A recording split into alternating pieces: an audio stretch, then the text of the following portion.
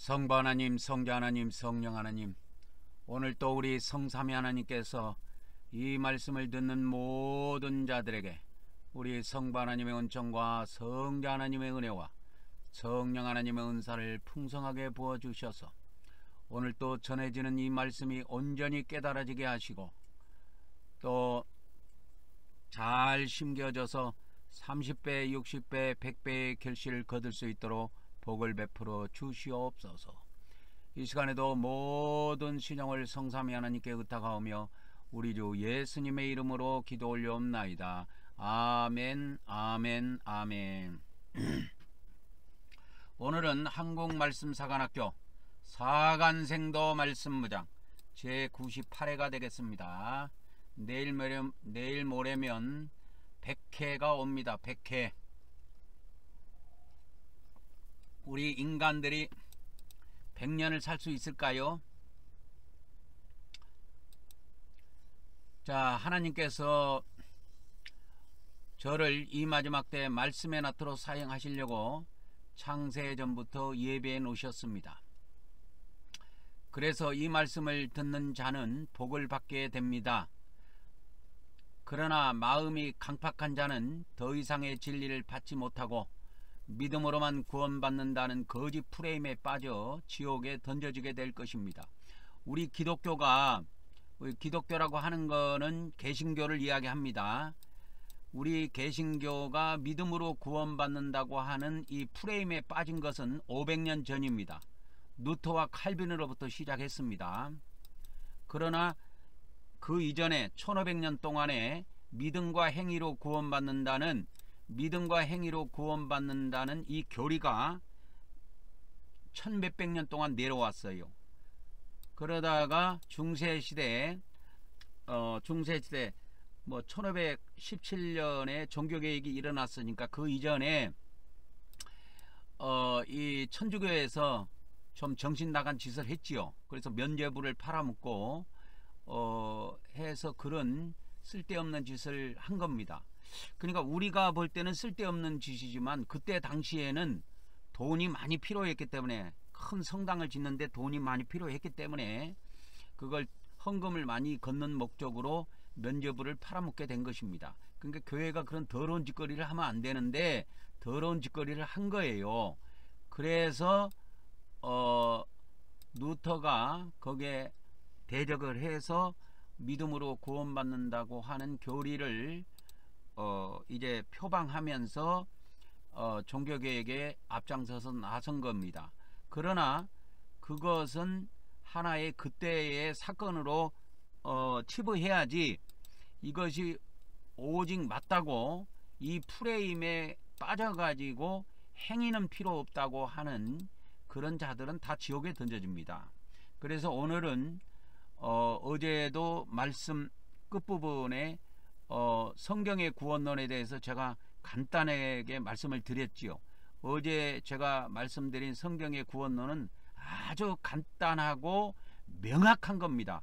그래서 이 세상에서 우리 한 대한민국 국민이 한 대한민국 국민으로 태어난 것처럼, 한 사람이 대한민국 국민으로 태어난 것처럼 하나님의 나라의 백성이 되려면 성령으로 거듭나야 된다 그랬죠. 그러니까 성령으로 거듭나는 것이 믿음으로 구원받는 거예요. 그러니까 믿음으로 구원받는다는 것은 대한민국에 태어난 것과 똑같은 이치예요. 그러면 태어나면 다냐? 아니에요. 삶이라는 것이 있다니까. 삶. 그걸 행위라고 그래요. 삶이라는 것이 있고 인생이라는 게 있는 거예요. 그래서 우리가 인생을 살아가는 데 있어서 이제 법을 어기게 되면 깜빵에 들어가는 일이 벌어지는 것입니다. 그러니까 윤석열이라고 하는 대통령도 대한민국 법을 어겼기 때문에 지금 깜빵에 갇혀 있는 거예요. 아무 죄도 없는데 그 사람을 깜빵에 가뒀다? 대통령을? 이건 대한민국 뒤집어지는 일이죠. 그렇다고 본다면 그건 대한민국 대통령, 국군 통수권자를 누가 함부로 깜빵에다 집어넣을 수 있습니까? 그렇게 할 수 없어요. 있을 수 없는 일입니다. 그거는. 그러나 법을 어겼다고 보기 때문에 그러한 여러가지 단계와 과정을 걸쳐서 감옥에다 가둔 거예요. 그래서 가다 가지고 이제 법정에서 재판을 통해서 잘잘못을 따져보겠다고 하는 겁니다. 그러나 대통령이라고 해도 잘못된 것이 너무 명확하기 때문에 가다 놓고 재판을 하겠다는 거예요. 깜빵에다 가다 놓고. 그러니까 이 구원론, 이 기독교의 구원론은 지금 거짓 프레임에 빠져 있는데요. 개신교의 구원론은 거짓 프레임에 빠져 있습니다. 그래서 오직 믿음, 그리고 오직이라는 게 라틴어로 솔라라 그래. 솔라. 그래서 솔라 뭐 이런 말을 많이 쓰는데 솔라 피데 뭐 해가지고 오직 믿음으로 이렇게 이야기합니다. 그러나 성경은 오직 믿음으로만 돼 있지 않아요. 그거는 루터가 주장한 거고, 루터 앞에 1500년 전에 1600년에 어거스틴이라고 하는 아우구스티누스라는 사람이 있어요. 그 사람의 구원론에 보면 은총론이라는 것이 있습니다. 은총론. 그래서 이 믿음의 구원이라고 하는 것은 믿음의 구원론이라고 하는 것은 이 개신교에서는 루터로부터 출발을 했지만, 루터는 지금으로부터 500년 전 사람입니다. 그러나 이 사람 이전에 1600년 전에 어거스틴이라는 사람이 있었어요. 아우구스티누스라고 부릅니다. 천주교에서는 어거스틴이라고 발음하지 않아요. 이 어거스틴이라고 발음하는 건 영어식 발음이고, 아우구스티누스라고 이렇게 보통 부릅니다. 이분은 지금으로부터 한 1600년 전 사람이에요. 그러니까 서기 한 400년대에 살았던 사람인데, 이 사람이 은총론이 있어요. 은총론. 오직 하나님의 은총으로 구원받는다, 은혜로 구원받는다고 하는 것이 있어요. 그러면 이 이전에 누가 있었느냐? 이 이전에 사람이 있어요. 그러니까 지금으로부터 1900년 전 사람입니다. 마르키온이라고 그랬죠. 마르키온. 이 사람은 지금으로부터 1900년 전 사람인데 초대교회 사람이에요. 이 사람도 오직 은혜로 구원받는다고 하는 것을 주장한 거예요. 그래가지고 은혜의 하나님만 믿고 심판의 하나님은 버려버린 사람이에요. 그래서 구약 성경도 필요 없다고 그래갖고 다 버려버렸다니까. 그러니까 이런 역사적인 배경이 있는 거예요. 그래서 이 개신교가 1517년에 종교개혁을 통해서 개신교가 탄생됐지만, 이 믿음의 구원론은 개신교로부터 출발한 것이 아니에요. 개신교로부터 출발한 것이 아니고 이것은 오래오래 됐습니다. 역사적인 배경이 오래오래 됐어요. 그래서 루터와 그 칼빈에 의해서 이것이 이제 종교개혁 이후에 많이 주창이 되고 기록으로도 많이 남아 있고, 그렇지만은 그 이전에 1600년 전에 이 어거스틴이라는 사람이 있어요. 어거스틴. 그래서 이 어거스틴은 은총론을 통해서 오직 우리가 하나님의 은총으로 은혜로 구원을 받는다. 이 은총론을 뭐 다른 말로 말하면 은혜론 이렇게 부를 수가 있습니다. 그래서 그 루터와 칼빈 이전에, 그러니까 1100년 전에 어거스틴이라는 사람이 있어요. 그 사람의 은총론과 은혜론이 이 천주교에도 교리로 들어가 있고 기독교에도 이거의 교리로 들어가 있습니다. 그러나 은혜로 구원받는다는 것은 어거스틴에 의해서 출발된 것이 아니고 오직 은혜로만 구원받는다고 주장한 건 마르키온이에요. 이 마르키온은 초대교회 이단입니다. 그래서 저번에 제가 클레멘트 후서 이런 거 알려드렸지요. 클레멘트 후서 이런 거는 그러니까 마르키온의 은혜론, 은혜로 구원받는 은혜론에 대항해서 제가 볼 때는 기록된 문헌으로 봅니다. 그러니까 그 시대가 좀 비슷해요. 클레멘트 후서 같은 거라든지 교부들이 초대교회 때 기록한 문헌들이 많이 있어요. 거기에 보면 이 행위에 대한 것이 클레멘트 후서 저번에 다 한번 알려드렸는데, 이런 것들이 뭡니까? 이 마르키온의 오직 은혜로 구원받는다고 하는 은혜 구원론에 대항해서 기록된 문헌으로 볼 수가 있습니다. 그래서 클레멘트 후서 같은 경우에는 제가 이 번역을 해서 이 성경 이 베들레헴 성경 프로그램 안에 넣어놨는데 여기에 보면은 우리가 뭘 알 수 있느냐, 이 행위가 많이 나와요. 그래서 1장 2장은 저번에도 알려드렸지만 이 클레멘트 후서는 제가 다 번역해 가지고 여기다 집어넣습니다. 클레멘트 후서가 20장으로 끝나는데요. 20장으로 끝나는데 1장 2장, 그러니까 1장 2장은 은혜로 구원받는 것에 대해서 이야기하고 3장부터 20장까지는 행위를 강조해요. 그래서 우리가 거룩한 삶을 살아야 된다, 의로운 삶을 살아야 된다, 이런 것들을 굉장하게 강조합니다. 그래서 이거를 보면은 이 클레멘트 후서 같은 경우를 왜 제가 여러분들에게 소개해 드렸냐면, 이게 초대교회의 교부들이 기록한 문헌이에요. 초대교회의 귀중한 문헌입니다. 왜 이런 거를 성경에 없는데 왜 소개해 드렸을까요? 우리 기독교는 믿음으로만 구원받는다고 주장하지만 아니요. 우리 개정 성경에도, 기독교 성경에도 행위로 구원받는 것이 널려 있어요. 행위로 구원받는 것이 널려 있다고. 그래서 하나님은 산자와 죽은 자의 심판자다. 그래서 예수 그리스도는 산자와 죽은 자의 심판자다. 그래서 우리가 죽으면 심판해요. 예수님이 우리를 살아있을 때도 심판합니다. 살아있을 때 예수님이 심판하는 것이 요한계시록이에요. 요한계시록은 산자에 대한 심판을 다루고 있습니다. 그래서 이 마지막 때 지구상에 살고 있는 인간들이 엉뚱한 짓을 하고 자꾸 거짓말을 만들어내고 거짓거리를 만들어내고 의롭게 살아야 되는데 불의하게 사니까 하나님이 싹 쓸어버리는 거예요. 노아 때처럼 인자의 때에도 산자들을 싹 죽여버리는 거예요. 그게 요한계시록이에요. 그래서 이 클레멘트 후서는 이게 마르키온의 그 시대하고 거의 얼비슷한데, 이 클레멘트 후서는 마르키온이 그때 당시 오직 은혜로만 구원받는다, 믿음으로만 구원받는다는 이런 거를 갖다가 주장을 하니까 그 교부들이 나서 갖고 이걸 기록을 한 겁니다. 그래서 대부분의 초대교회 교부들은 대부분 이 행위를 강조를 많이 했어요. 그래서 이 클레멘트 후서도 클레멘트 후서도 20장으로 되어 있는데 1장하고 2장만 은혜의 구원을 이야기하고 있고, 3장부터 시작해 갖고 저 마지막 20장까지는 행위의 중요성, 이런 거를 강조합니다. 행위의 중요성을 강조해요. 우리가 믿음으로 구원받았다고, 은혜로 구원받았다고 우리가 방종해서 살면 안 된다, 불의하게 살면 안 된다, 이런 것들을 굉장히 강조합니다.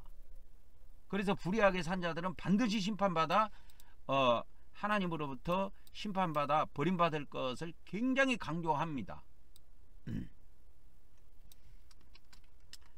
그래서 우리 기독교는 제가 간간히 개신교의 구원론하고 천주교의 구원론을 비교해서 한 번씩 이야기해 드리는 거는, 이 개신교라고 하는 것이 생기기 이전에, 그러니까 개신교가 생기기 이전에 이전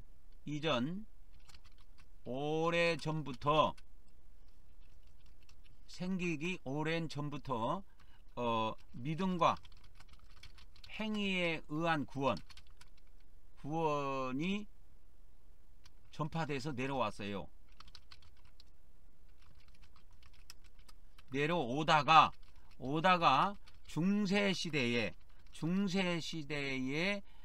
면죄부 사건 이후에 종교 개혁을 통해서 믿음에 의한 구원만 이 개신교 안에서 전파된 겁니다. 그러나 한편으로는 계속 천주교 쪽에서나 동방정교 쪽에서는 믿음과 행위에 의한 구원이 계속 전파되고 있어요. 이게 사라진 게 아닙니다, 여러분. 사라진 게 아니에요. 개신교는 역사가 500년밖에 안 돼요. 천주교와 동방정교에게 그 역사적인 무게에서 게임이 안 됩니다. 이미 개신교는. 근데 사람이라고 하는 것은 이런 것이 있어.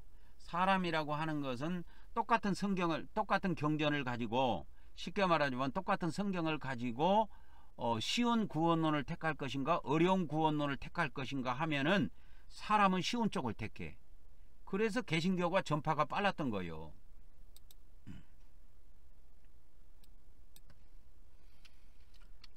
되었지만 지금도 여전히 믿음과 행위의 구원이 전파가 됩니다. 전파가 됩니다. 지금도 여전히 천주교와 정교입니다. 정교를 통해서 여전히 믿음과 행위 구원이 전파됩니다. 그걸 우리 개신교인들은 알아야 돼요. 그래서 개신교가 생기기 전부터 믿음과 행위의 구원이 전파되어 내려오다가 중세시대, 이게 1517년도에 종교개혁이 일어났잖아요. 1517년도에 종교개혁이 일어났는데, 이것을 통해서 이제 개신교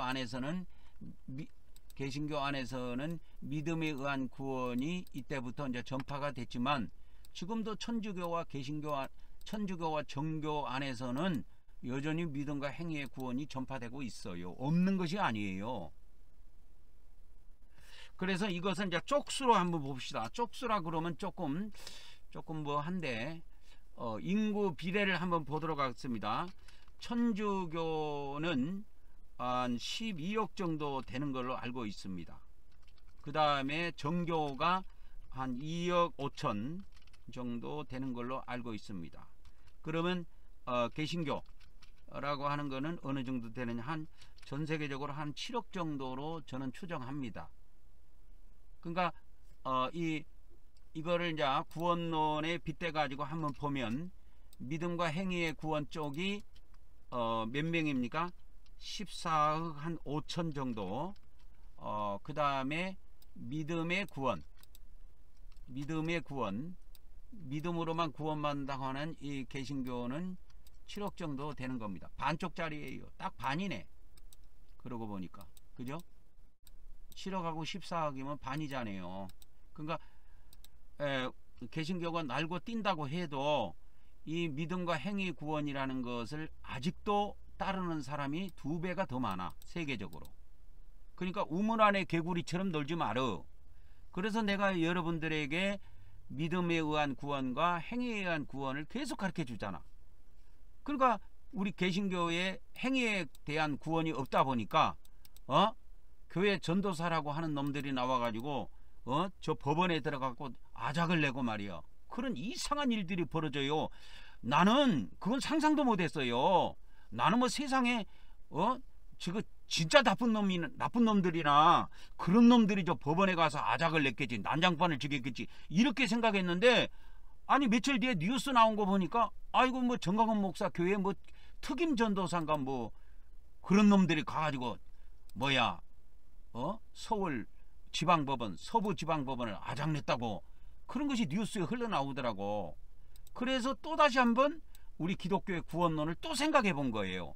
그래서 어저께도 내가 다니엘서 13장에 있는 수산나라고 하는 여인 있죠. 유대인 여인인데 바벨론 포로 생활을 했던 여인입니다. 그러니까 그 사람이 뭐 바벨론에서 태어났는지, 아니 바벨론에서 태어났겠죠. 바벨론에서 태어나 갖고 살았겠지요. 그렇게 해서 살다가 거기에서 같은 유대인인데도 아주 오래 살고, 유대인이니까 여호와 하나님을 섬기고 살았을 텐데, 그 늙은 장로 둘이가 말이여, 그 젊은 아리따운 여자 수산나를 어떻게 좀 해보려고 말이야. 어떻게 해보려고 하다가 안 되니까 말이야, 그것을 거짓으로 말이야 고발을 해가지고 법정에 세워갖고 사형까지 언도받게 했잖아요. 그것이 부당하다는 것을 알고 다니엘이가 나선 겁니다. 그러니까 다니엘이가 지혜가 있잖아요. 하나님으로부터 지혜를 받은 그 다니엘이 나서가지고 그 판결을 뒤집어 엎은 거예요. 왜 그런 걸 내가 이야기해 줬거냐고. 다니엘 13장이요. 개신교 성경에는 다니엘 13장이 없어요. 12장으로 끝나요. 이게 수산나 이야기가 나옵니다. 그래서 이거는 후대에 추가로 들어간 거예요. 추가로 들어간 겁니다. 그래서 동방정교하고 천주교는 다 이 다니엘 13장 14장이 있어요. 그러니까 우물 안에 개구리처럼 좀 놀지 말라고, 우리 개신교는. 그래서 저는 저 이기방의 사역의 성격을 저번에 말씀드렸죠. 저의 사역의 성격은 보수하는 사역이라고 그랬어요. 보수하는 사역. 그러니까 우리 기독교의 부족한 것, 우리 개신교의 부족한 것을 채워주는 사역. 그 다음에 또 무슨 사역이 있냐면 이 교정하는 사역이 있어요. 교정하는 사역. 그러니까 우리 개신교의 구원론이 잘못됐죠. 개신교의 구원론 이런 것이 잘못됐는데, 개신교의 구원론을 제가 교정해주고 수정해준다 이거요. 교정하고 수정해줍니다. 그래서 교정해주는 사역이 있어요. 그 다음에 보수하는 사역, 수정하는 사역, 이것도 있지만 이 마지막 때 종말의 사역도 있습니다. 제가. 그래서 여러분들에게 요한계시록, 또 다니엘서, 그 다음에 이 마지막 때 일어날, 종말 시대에 일어날, 이 종말 시대가 이미 접어들었다고 그랬죠. 1948년도부터 종말 시대에 접어들었어요. 왜? 이미 무화과 나무가 싹이 났기 때문에. 그래서 우리는 그 끝자락에 살고 있는 겁니다. 이 종말의 사역도 제가 사역에 그걸 갖고 있어요. 그래서 하나님께서 이 마지막 때, 이 마지막 때라 그랬잖아요. 이 마지막 때에 말씀의 나트로 사용하신다 이거요. 말씀의 나트로 사용하시려고 창세전에 예비해 놓으셨다 이거요. 그래서 저의 사역은 보수하는 사역. 이 보수가 뭐냐면 뭔가 부족한 부분이 있어. 그러면 그것을 보충하고 채워주는 사역을 보수하는 사역이라고 그래요. 보수하는 사역. 뭐 세상 쉬운 말로 말하면 땜빵이라고 하면 됩니다. 땜빵. 그러나 어마어마하게 중요해요, 여러분. 어마어마하게 중요한 사역입니다, 이게. 그리고 우리 개신교의 구원론이라든지 뭐 종말론이라든지 심판론이라든지 이 틀린 것을 전부 다 수정해줘요.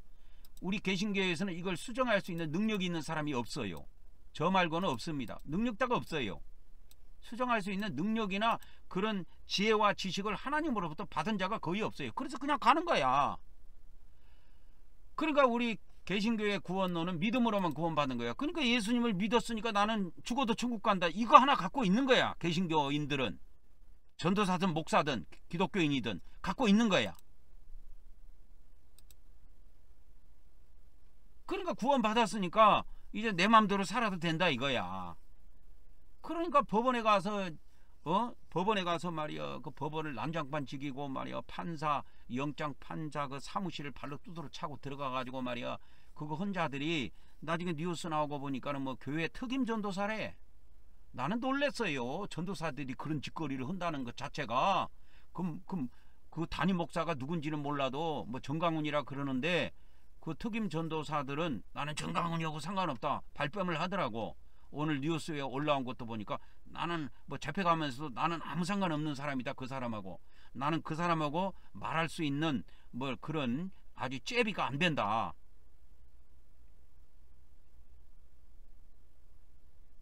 그러니까 누구한테 그 전도사라는 것은 그들을 지도하는 목사가 있을 건데, 그 목사 잘못 내면 또라이 짓거리 하다가 죽는 겁니다. 또라이 짓거리 하다 죽는 거예요. 그러나 저의 사역은 변함없이 지속됩니다.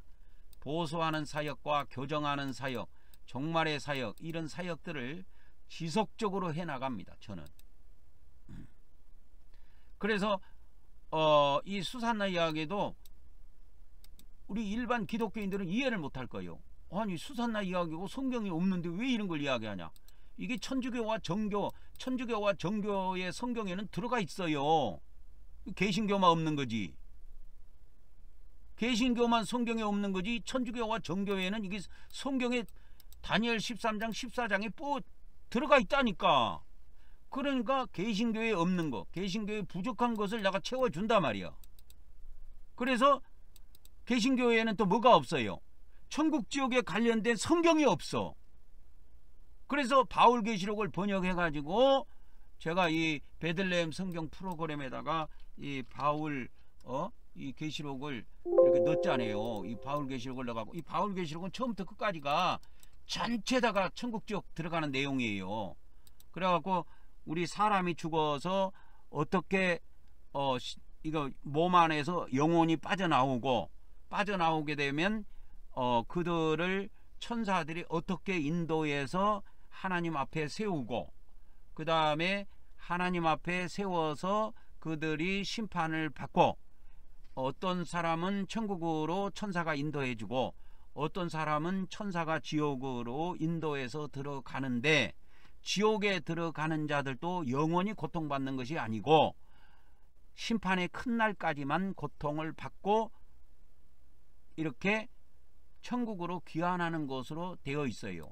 그러니까 제가 이 바울계시록을 이거를 알아서 여러분들에게 소개하고 본격적으로 인용해서 사용한 것은 3년 정도밖에 안 돼요. 그러나 저는 천국에 지옥 들어간 사람도 지옥에서 귀환해가지고 천국으로 귀환한다고 하는 거는 전한 지가 거의 한 30년 돼요. 그래서 제가 어느 날 또 이 말씀을 전하다가 초대교회 문헌 중에 지옥에 들어가서 고통받다가 천국으로 귀환하는 내용의 문헌이 있나, 그걸 찾다가 찾은 것이 바울계시록입니다. 그래서 이 바울계시록은 굉장히 중요한 거예요. 그러니까 왜 이런 거를 소개하냐, 이게 보수하는 사역이야. 그리고 교정하는 사역에도 들어가고, 그래서 기독교의 구원론이나 기독교의 구원론과 뭐요? 심판론이 잘못됐는데 그걸 수정해 주는 거예요. 교정해 주는 거야.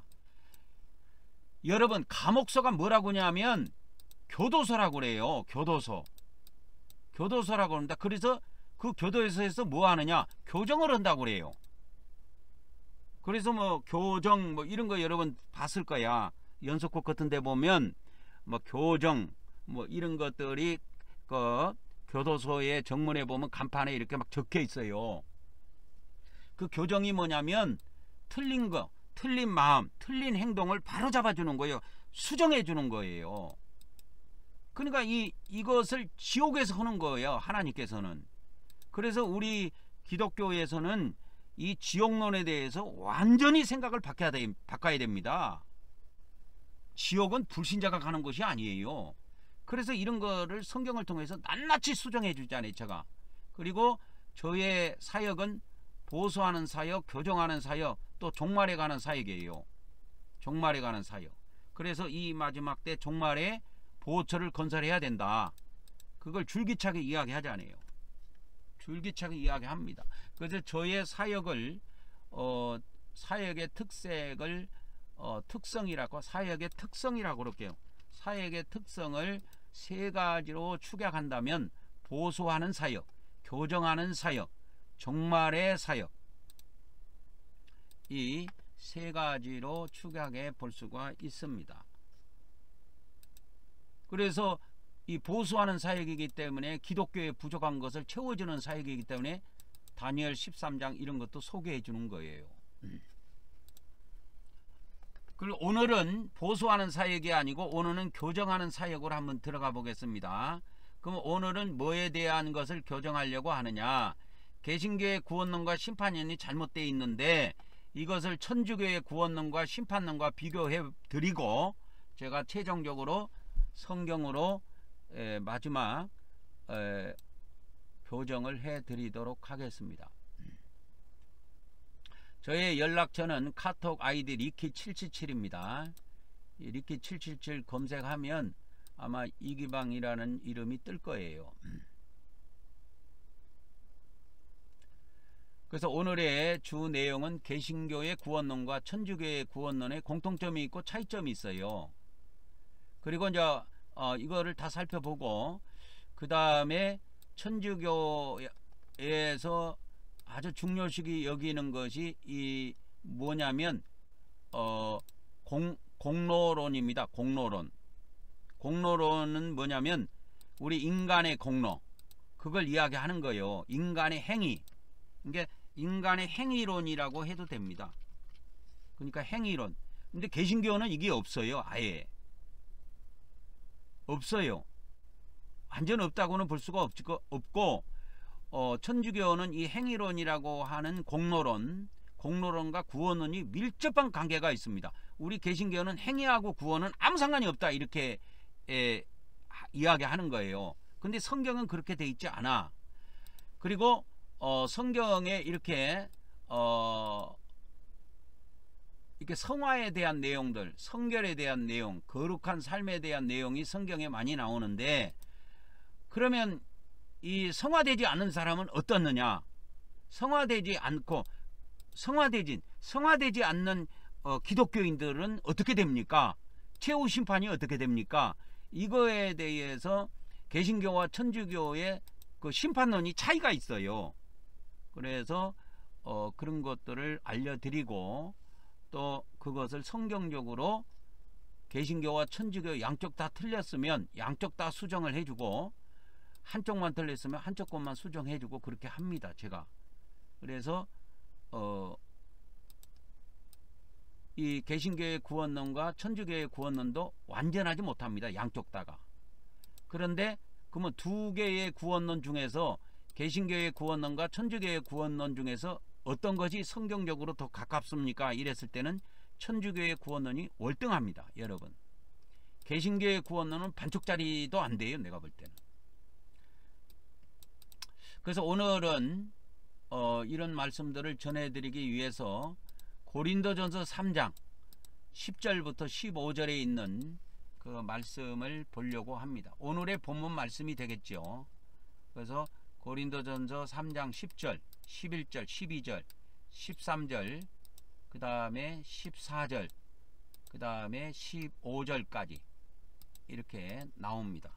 그 다음에 이제 뭐 15절이 끝납니까? 아니에요. 더 있어요. 고린도전서 3장이 계속 나옵니다. 계속 나옵니다. 15절로 끝나는 게 아니에요.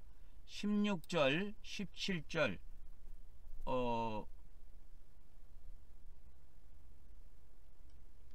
23절까지 있습니다. 그러니까 뭐 23절까지 뭐 다 봐도 되고요. 뭐. 그래서 이제 3장 16절에 가보면 성전이 나와요. 성전. 하나님의 성전. 너희가 하나님의 성전이다. 그러니까 하나님의 성전이라는 내용이 나옵니다. 그리고 하나님의 성령이 너희 안에 계신다. 그래서 하나님의 성전을 더럽히면 그 사람을 하나님이 멸하신다. 그러니까 여기에 멸망이 나와요. 이게 이제 기독교인의 멸망입니다. 그러니까 하나님의 성전이 누구냐? 하나님을 믿는 사람이에요. 하나님의 성령을 모시고 있는 사람이야.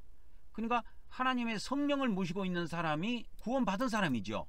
근데 멸해버린다니까, 하나님께서. 그러니까 성경에 이런 것이 있어 없는 게 아니요. 그러니까 구원을 받았는데 구원을 잃어버리는 것이 있어요. 그러면 성령을 뭐하러 하나님이 그러면 선물로 주셨을까? 어차피 멸망해서 망할 건데 그러면 처음부터 주지 말지. 왜 주셨다가, 그러면 왜 우리에게 성령을 주셨다가 그러면 왜 우리를 멸망시키냐 이거요, 하나님께서. 이런 것을 우리 인간이 반문할 수가 있어요, 하나님께. 근데 여기서 우리가 고린도전서 3장 17절에 알 수 있는 것은 우리가 하나님의 성전이야. 우리가 하나님의 성전입니다. 우리 안에 하나님의 성령이 계세요. 근데 하나님의 성전을 더럽히면 하나님 그 사람을 멸망시켜 버린다니까. 그럼 어디에다 멸망시키느냐? 이것이 지옥에다 멸망을 시켜요. 지옥에다가. 그래서 이 천주교에서는 이 지옥을 연옥이라는 단어로 쓰는데, 천주교도 그걸 수정하라 그랬죠. 연옥을 지옥으로 바꿔야 돼요. 그러면 천주교에서 쓰고 있는 지옥은 뭐로 바꿔야 되냐면 불못으로 바꾸면 돼요. 그러면 천주교의 교리는 거의 완성상태로 접어듭니다. 완성상태로 접어들어요. 우리 개신교는 형편없고, 이 지옥을 누가 간다고 이야기하냐면 예수님을 안 믿는 사람들, 불신자들이 간다고 이야기를 하는데, 그래서 이 기독교의 구원, 개신교의 구원론은 형편없습니다. 여러분, 이 사도 바울, 여러분 사도 바울 좋아하지요? 사도 바울 로마서 3장에 나오는, 3장 4장에 나오는 이신득이로 구원받는다고 기독교에서 이야기하는데, 야, 이 사람들은 고린도전서 3장도 바울 거야. 바울 거라니까. 로마서 3장만 바울이 기록한 게 아니야. 고린도전서 3장도 바울이 기록했다니까. 똑같은 바울이야. 똑같은 사도 바울. 옛날에 처음에는 사울이었다가 나중에 다메섹 도상에서 예수님이 나타나서 그를 빛으로 쓰러뜨려 버렸지요. 그래갖고 사울이 변화를 받고 나중에 아나니아에게 안수받고 이제 성령을 모셔드리고 그렇게 해서 완전히 변화를 받은 다음에 나중에 바울이라는 이름으로 개정이 됩니다. 그래서 이 고린도전서 3장 10절부터 15절은 무슨 내용이 나오냐면, 이게 공정론, 이게 아까 천주교에서 말하는 공로론, 이거 이야기하는 거예요. 이 고린도전서 3장 10절에서 15절이 그걸 이야기하는 겁니다. 논이라고 하는 거는 하나의 이론, 교리를 이야기합니다. 우리 인간이라고 하는 것은 이 하나님의 말씀이 이렇게 성경에 있어도 이거를 논리정연하게 정립이 돼야 내 것으로 만들 수가 있어요. 그래서 이 논이라고 붙였으면 아주 이해 단계가 굉장히 깊은 단계를 이야기합니다.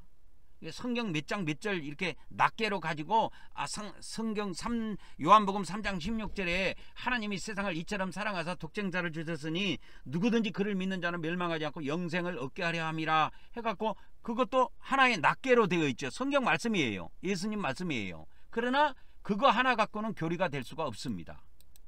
낱개, 그러니까 성경에 각가지 흩어져 있는 이 말씀이 있어요. 그래서 이 성경 전체는 절수로는 1189장으로 되어 있습니다. 그리고 장수로는 1189장으로 되어 있고 절수로는 31,102절로 되어 있어요. 이게 영어 성경은 하나가 좀 더 많습니다. 그리고 이렇게 3절로 되어 있습니다. 31,103절이에요. 그러니까 다 합하면 31,103절인데, 이게 이래서 여기에서 이제 교리를 만듭니다. 교리. 그럼 교리라는 것은 뭐냐면 하나하나 성경 기준은 하나하나씩 되어 있잖아요. 하나하나의 그 성구를 비슷한 내용끼리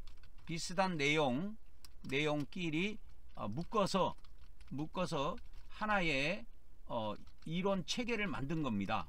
이론 체계를 만든 걸 교리라 그래요. 그래서 이거는 아무나 할 수가 없습니다. 저 같은 사람만이 할 수가 있어요. 이거 일반 기독교 목사들도 함부로 할 수 있는 게 아니에요. 그래서 이 논이라고 하는 것이 이제 많은 신학자들에 의해서 만들어지고, 그 만들어진 것들을 교회가 받아들이고 해가지고 이것이 기독교 역사 안에서 이렇게 가르치는 겁니다. 그래서 오늘은 제가 여러분 공정론에 대해서, 공로론에 대해서 좀 알려드리려고 해요. 우리 기독교에서는 이 공로론 이런 것이 별로 없어요. 몰라요. 공로론이 뭡니까? 이런 말 자체가 있는지 없는지도 몰라요. 이것을 캐톨릭, 그러니까 천주교에서는 공로론이라고 부르고요. 이 개정성경에 있는 용어 그대로 말하자면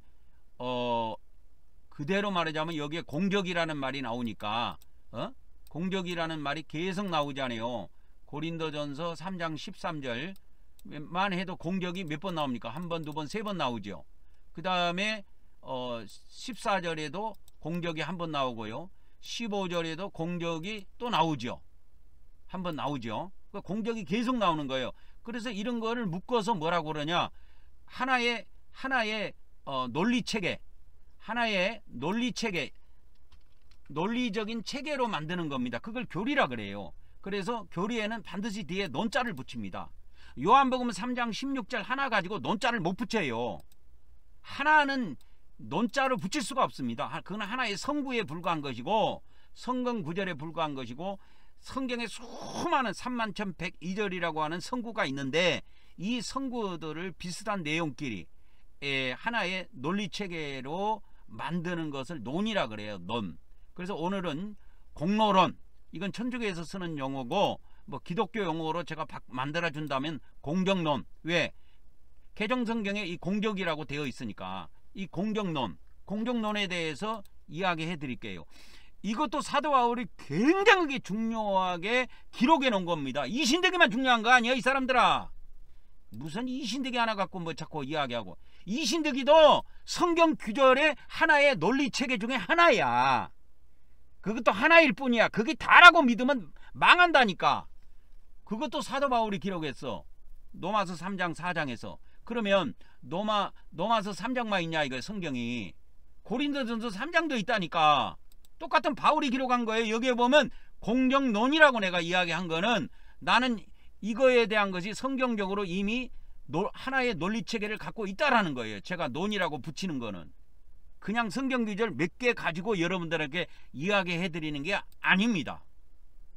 그래서 이제 본론으로 들어가면 고린도서 3장 10절에 내게 주신 하나님의 은혜를 따라 내가 지혜로운 건축자와 같이 터를 닦아둠에 다른 이가 그 위에 세우나 각각 어떻게 그 위에 세울까를 조심할지니라. 그래서 신앙생활은 조심조심하고 살아야 돼요. 깡패들처럼 말이야 법원에 가서 말이야 아작을 내고 그렇게 해서 여러분 되겠습니까? 3장 11절입니다. 이 닦아둔 것 외에 능히 다른 터를 닦아둘 자가 없으니 이 터는 예수 그리스도다. 그래서 여기에서 알 수 있는 것이 있어. 구원의 터는 예수 그리스도라는 걸 알 수 있어요. 불교의 터 위에, 부처의 터 위에, 부처의 터 위에 세우는 거는 이게 안 되는구나. 이게 잘못된 터 위에 세우는 거라는 걸 알 수가 있는 겁니다. 그래서 이런 것을 하나씩 체계적으로 논리적으로 이렇게 하나의 이론 체계를 만드는 것을 교리라 그래요. 교리가 됐을 때만이 논이라고 붙일 수가 있는 거예요. 논이라고. 그래서 이 교리를 영어로는 닥트린이라고 합니다. 닥트린이라고 그래요. 닥트린. 영어로 교리를 닥트린이라고 합니다. 그래서 이렇게 영어를 가보면 교리 이렇게 나오지요. 그래 교리 해가지고 닥트린 해갖고 나와요. 닥트린. 그래서 이거를 영어로는 닥트린이라고 한다. 한자로는 이제 교리를 이렇게 쓰고요. 닥트린이라고 합니다. 닥트린. 그래서 그 마태복음 15장 9절에 보면 사람의 계명으로 교리를 가르치니 해갖고 이 교리가 디다스칼리아라고 그래요. 헬라어로는 디다스칼리아 그럽니다. 디다스칼리아가 뭡니까? 디다스칼리아가 뭡니까 하면은 그것이 교리다 그 말이요. 교리. 디다스칼리아 나오지요.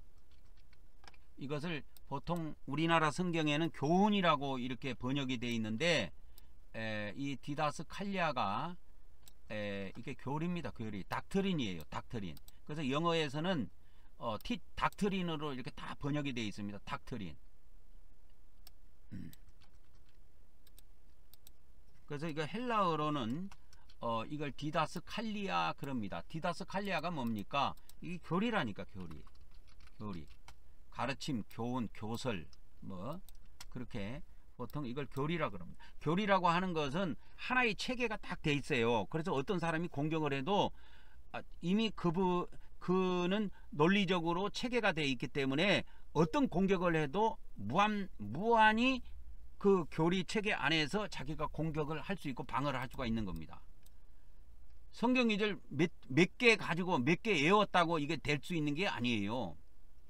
그래서 이제 고린도서서 3장 12절로 돌아가 보면 우리가 여 위에다가 예수라는 터 위에다가 예수 그리스도라는 터 위에다가 그러니까 여기서 알 수 있는 것은 우리의 믿음의 터는 누구냐?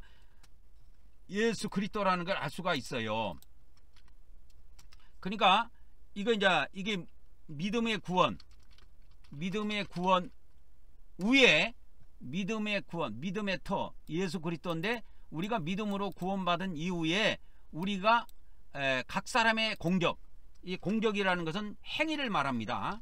그래서 이제 이걸 헬라어로는 에르곤이라고 그래요. 에르곤. 헬라어로는 에르곤이라고 이야기하는데 에르곤 또는 엘곤 이렇게도 발음을 합니다.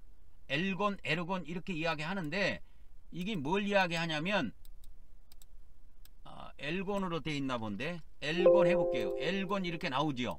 그러니까 행위 이렇게 이야기해요. 수고 일 이렇게 되는 겁니다. 이게 엘곤이 엘곤, 에르곤 이렇게 돼 있는데 이 공적이라고 우리나라 성경에 공적으로라고 돼 있는 것이 헬라어의 에르곤이에요. 에르곤, 엘곤이라고도 발음을 하고 하는데 그러면 그게 뭔 뜻입니까?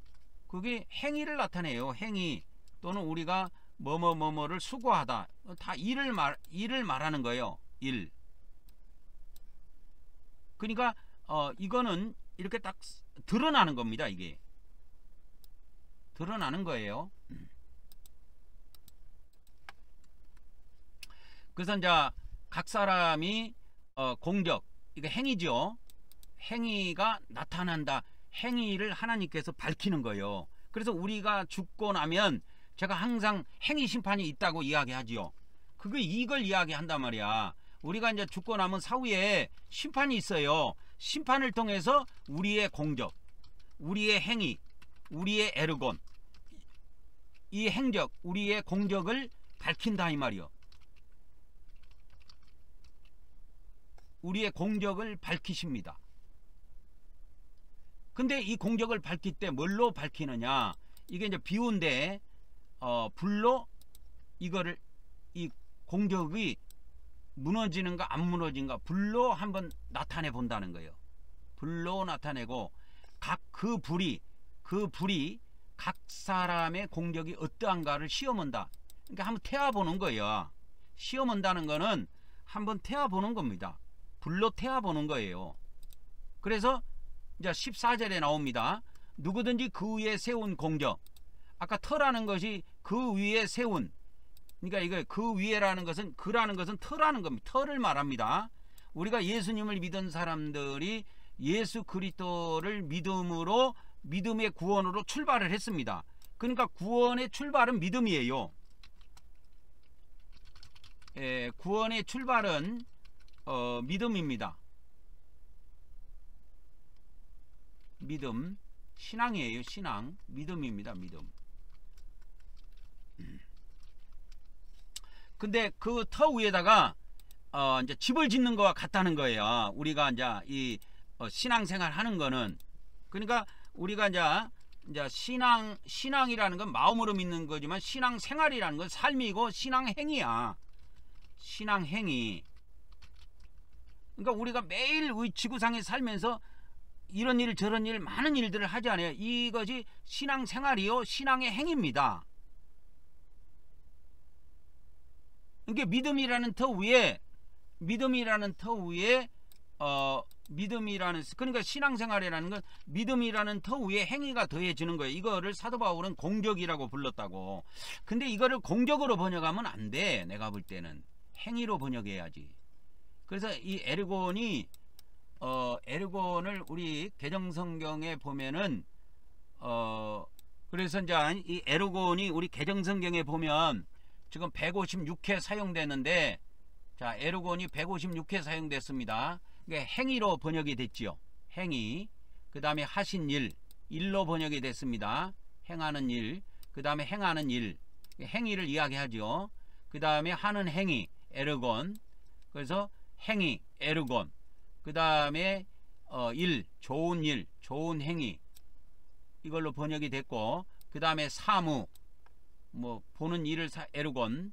그 다음에 일, 좋은 일, 이때 에르곤으로 번역했고, 행하는 일 에르곤으로 번역했습니다.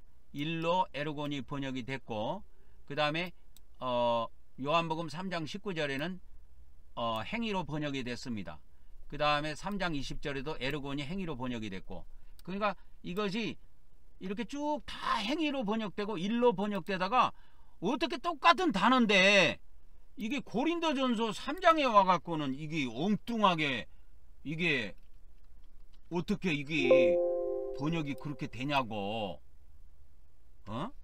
에르곤이. 나는 그거 이해가 안 가. 보세요. 이게 잘 오다가요 고린도전서 3장에 와갖고는 공적으로 바뀌어버려요. 노마서 15장 18절 노마서에서는 에르곤을 행위로 번역해놨다가 고린도전서 3장에 와갖고는 이걸 공적으로 바꿔버린다고. 이걸 똑같은 거를 봐봐. 여기도 공적을 에르곤으로 바뀌었지. 14절에도 에르곤을 공적으로 번역했지. 15절에도 에르곤을 공적으로 번역했죠. 이게 다른 데서는 그렇게 번역이 안 돼요. 다른 데서는 다 행위 또는 일걸로 번역이 되거든. 근데 우리 기독교에서 이걸 나는 장난친 거 같아. 이게 성경을 번역한 놈들이. 이 기독교 구원론이 지금 허접하다는 걸 알기 때문에 여기에 행위가 들어가면 안 된다 해갖고 이걸 공격으로 이 성경을 번역한 놈들이 이거를 이렇게 뒤틀어 놓은 것 같아. 내가 볼 때는. 왜? 기독교 구원론에는 행위 구원론이 없거든요. 근데 행위하고 이 사도 바울은 행위하고 구원을 같이 이야기했다니까. 고린도전서 3장 15절에 보면. 그래서 15절 봐봅시다. 누구든지 그 공적, 이 공적이 에르곤이라고 그랬죠. 에르곤. 공적이 불타면 해를 받는다. 그러니까 이 공적이 불탄다는 건 뭐예요? 공적이 불탄다는 건 그러니까 사후에 공적 심판을 한다는 거예요. 공적이 뭡니까? 공적이 행위잖아요. 에르곤. 우리 행위 심판을 해본다는 거예요.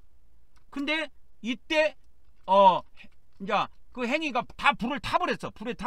그러면 해를 받아. 이 해를 받는 것이 어디냐? 이게 지옥이야. 그러나 사도 바울이 여기에 보면 단서를 달아놨어요. 자신은 구원을 받되. 그러니까 구원은 잃어버리지 않아요. 봐보세요. 지옥에 들어가서 해를 받는다고 여러분 해를 받는다고 해서 구원을 잃어버리냐? 아니에요. 구원을 받는다니까요. 그래서 이게 마지막은 은혜로 구원받는 거야. 그러나 구원을 받되 불 가운데서 받아. 불 가운데서 어떻게 받느냐? 지옥 가서 이 불이 지옥불이란 말이에요. 지옥에 가서 모든 죄값을 다 갚고 나온다니까. 이게 성경의 한결같은 이야기예요. 제가 계속 똑같은 이야기를 반복해서 이야기하지만 이게 성경의 한결같은 이야기입니다, 여러분. 그래서 고린도전서 3장 15절에 이 성경을 번역한 이 나쁜 놈들아, 뭐 다 나쁜 사람은 아니겠지만 어떻게 여기에서만 공적으로, 성경 어디에도 이 에르곤을 공적이라고 말한 데가 없어요. 말한 데가 없다니까. 한번 찾아볼까? 공적이라고 이야기한 데는 고린도전서 3장밖에 없어. 봐봐. 13절, 14절, 15절. 딱 이 세 절만 공적으로 해놓은 거야. 왜? 그러니까 얍삽하게 번역을 해놓은 거야. 이걸 기독교인들이 읽을 때 이 구원하고 행위하고 연관을 못 짓도록 이걸 얍삽하게 행위를 공적으로 바꿔놓은 거야. 그런데 아까 이 에르곤이 행위로 번역한 데가 얼마나 많습니까? 에르곤을 이 행위와 관련해서 번역한 데가 101절이에요. 행위와 관련해 가지고 번역한 데가 어마어마하잖아. 봐봐. 다 그렇게 번역이 됐다고. 이 에르곤이 신약 성경에 전체 몇 절 나오느냐? 156절이 나오는데 행위와 관련해 갖고 번역된 것이 101절이야. 그러니까 이 에르곤이 행위인데, 아니 고린도전서 3장에 와갖고는 갑자기 공적으로 바꿔버린 거예요. 이 나쁜 놈들이. 나는 이거 의도적이라고 봐요. 이 성경을 번역한 놈들이 기독교 구원론이 행위하고, 그러니까 기독교 구원론에는 행위 구원이 없어요. 그래서 나는 왜 이렇게 번역했을까? 내가 추측해 보건데 추론해 봅니다. 자, 추론을 해 보면 기독교의 뭐요? 기독교의 구원론은 믿음의 구원이야. 행위의 구원이 없어요. 믿음의 구원이지 행위 구원이 없다 이 말이요. 그러니까 봐보세요. 이 공적을 내가 행위로 바꿔볼게요. 이 공적이 원래 행위잖아요. 행위로 다 번역이 됐으니까. 자, 행위로 바꿨습니다. 자, 그 사람이 기독교인이야. 성령을 모시고 있어. 근데 성전을 더럽혔어.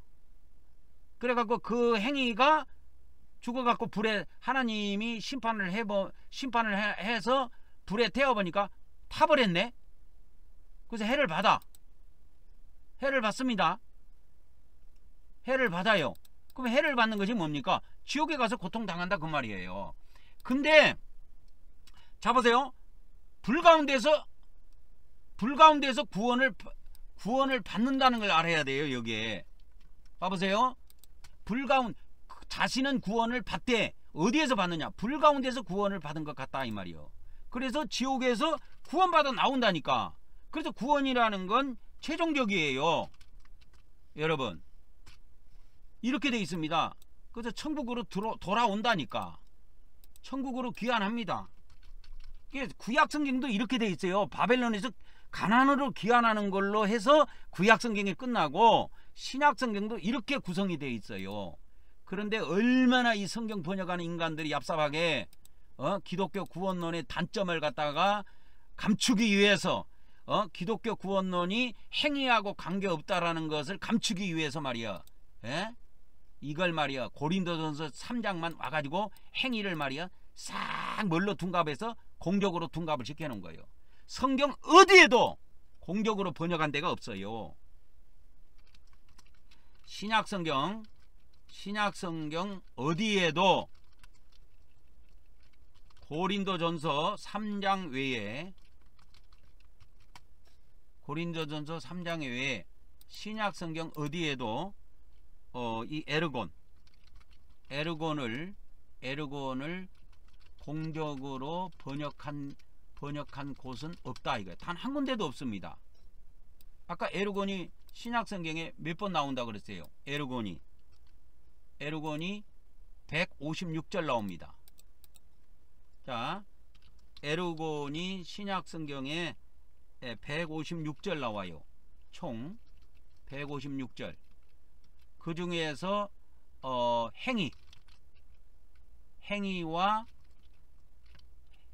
행위로 또 행하다 뭐 행위로 번역된 것이 101절이라고 그랬지요.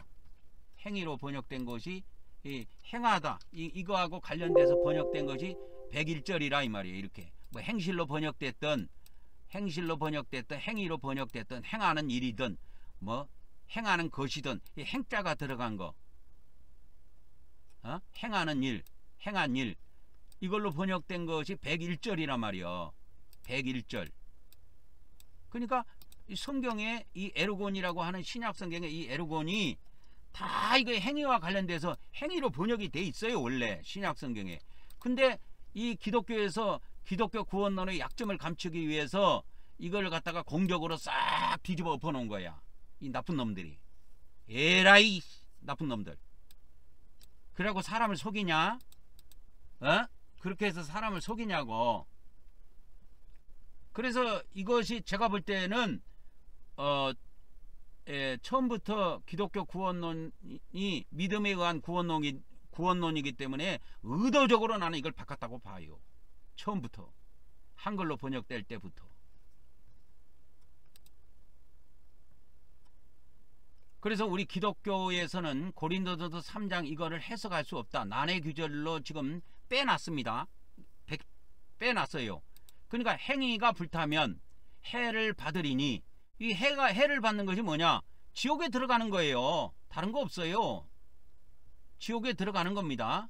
해를 받는다. 지옥에 들어가는 겁니다. 그러나 구원을 받아요. 해를 받지만 구원을 받는다니까. 이게 이해가 안 가지. 뭐가 안 가? 해를 지옥 가서 해 받고 구원시켜 준다니까. 그래서 하나님께서는 그래서 불 가운데에서 구원시켜 주시려고 무슨 복음을 줬다? 은혜의 말씀을 주신 겁니다. 은혜의 말씀을 주셨다 이거요. 은혜의 말씀이 뭔데? 은혜로 구원시켜 준다 이 말이요. 은혜로. 그래서 은혜의 구원이 최종적으로 여기에 해당이 됩니다. 그러니까 지옥에서 천국으로 돌아오는 것이 이거 하나님의 은혜예요. 하나님이 이 은혜를 안 베풀어 주면 얕짤없이 지옥에서 영원히 해를 받게 돼 있어. 그런데 제가 뭐라고 그랬어요? 바울계시록에 보면은 심판의 큰날, 심판의 지옥에 가서 심판의 큰날까지만 고통당한다고 돼 있다 그랬잖아요. 바울계시록에 심판의 큰날까지만 고통을 받게 되어 있습니다. 그래서 내가 이걸 간간히 한 번씩 인용을 하는데 그것을 여러분 아셔야 돼요. 바울계시록에. 그래서 바울계시록도 왜 성경에 없는데 왜 인용합니까? 왜 인용해요? 저는 보수하는 사역이라 그랬잖아. 기독교에 부족한 것을 채워주는 사역이라. 그래서 보수하는 사역이기 때문에 기독교에 없는 것들도 보충해 주는 거예요. 여러분, 성경에 있는 것만 진리인 줄 아십니까? 성경 밖에도 진리가 있어요. 그러면 뭐 불경도 갖다가 씁니까 제가?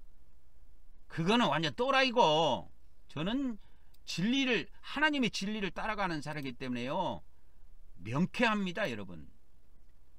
그래서 우리가 저 세상 가면 심판을 받습니다. 근데 심판을 받는데 하나님이 심판을 받고 이렇게 지옥에 던져집니다 사람들이. 그러면 지옥에 던져지는데 영원히 지옥에 던져집니까? 아니에요. 하나님의 그 보좌에서 음성이 내려옵니다. 음성이 내려오는데 그 혼이 타르타르스의 손에 넘겨 밑에 지옥 속으로 인도되게 가라. 그가 그 자를 낮은 감옥 속으로 인도하여 그 자가 고통 속에 놓여지게 하며 심판의 큰 날까지 거기에 남겨두어라. 이렇게 돼요. 심판의 큰 날까지 지옥에서 이렇게 해를 받는단 말이에요. 해가 뭐예요? 바울계시록에 보니까 고통이라고 나오잖아요. 고통. 지옥에서 해를 받는 거야, 고통을 받는 거야. 여기 나오잖아, 지옥에서 고통을 받는 거. 그 다음에 바울계시록 17장 18절에는 지옥이라는 용어를 쓰지 않고 바깥어둔 곳이라는 용어를 썼어요. 거기에도 똑같이 언제까지? 심판의 큰 날까지 고통을 당한다 이거요.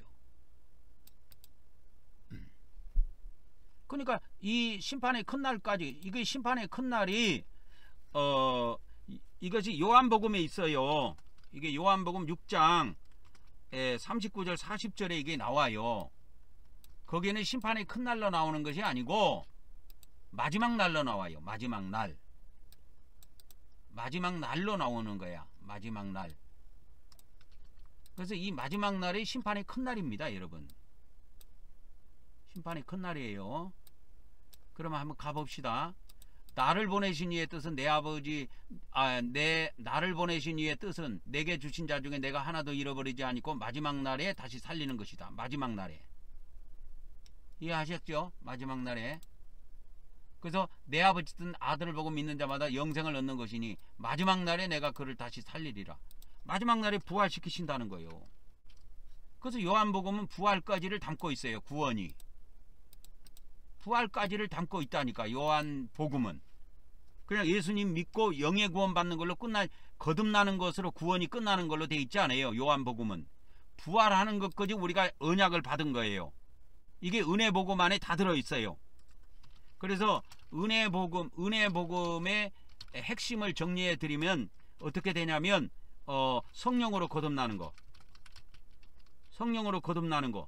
그리고 뭐예요? 마지막 날에 뭐예요? 부활하여 영생하는 거. 이때부터 영생합니다.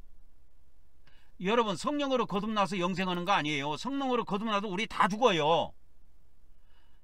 언제부터 영생이냐? 요한복음의 핵심은 여기에 있습니다. 마지막 날에 부활해서 영생해요. 그때부터.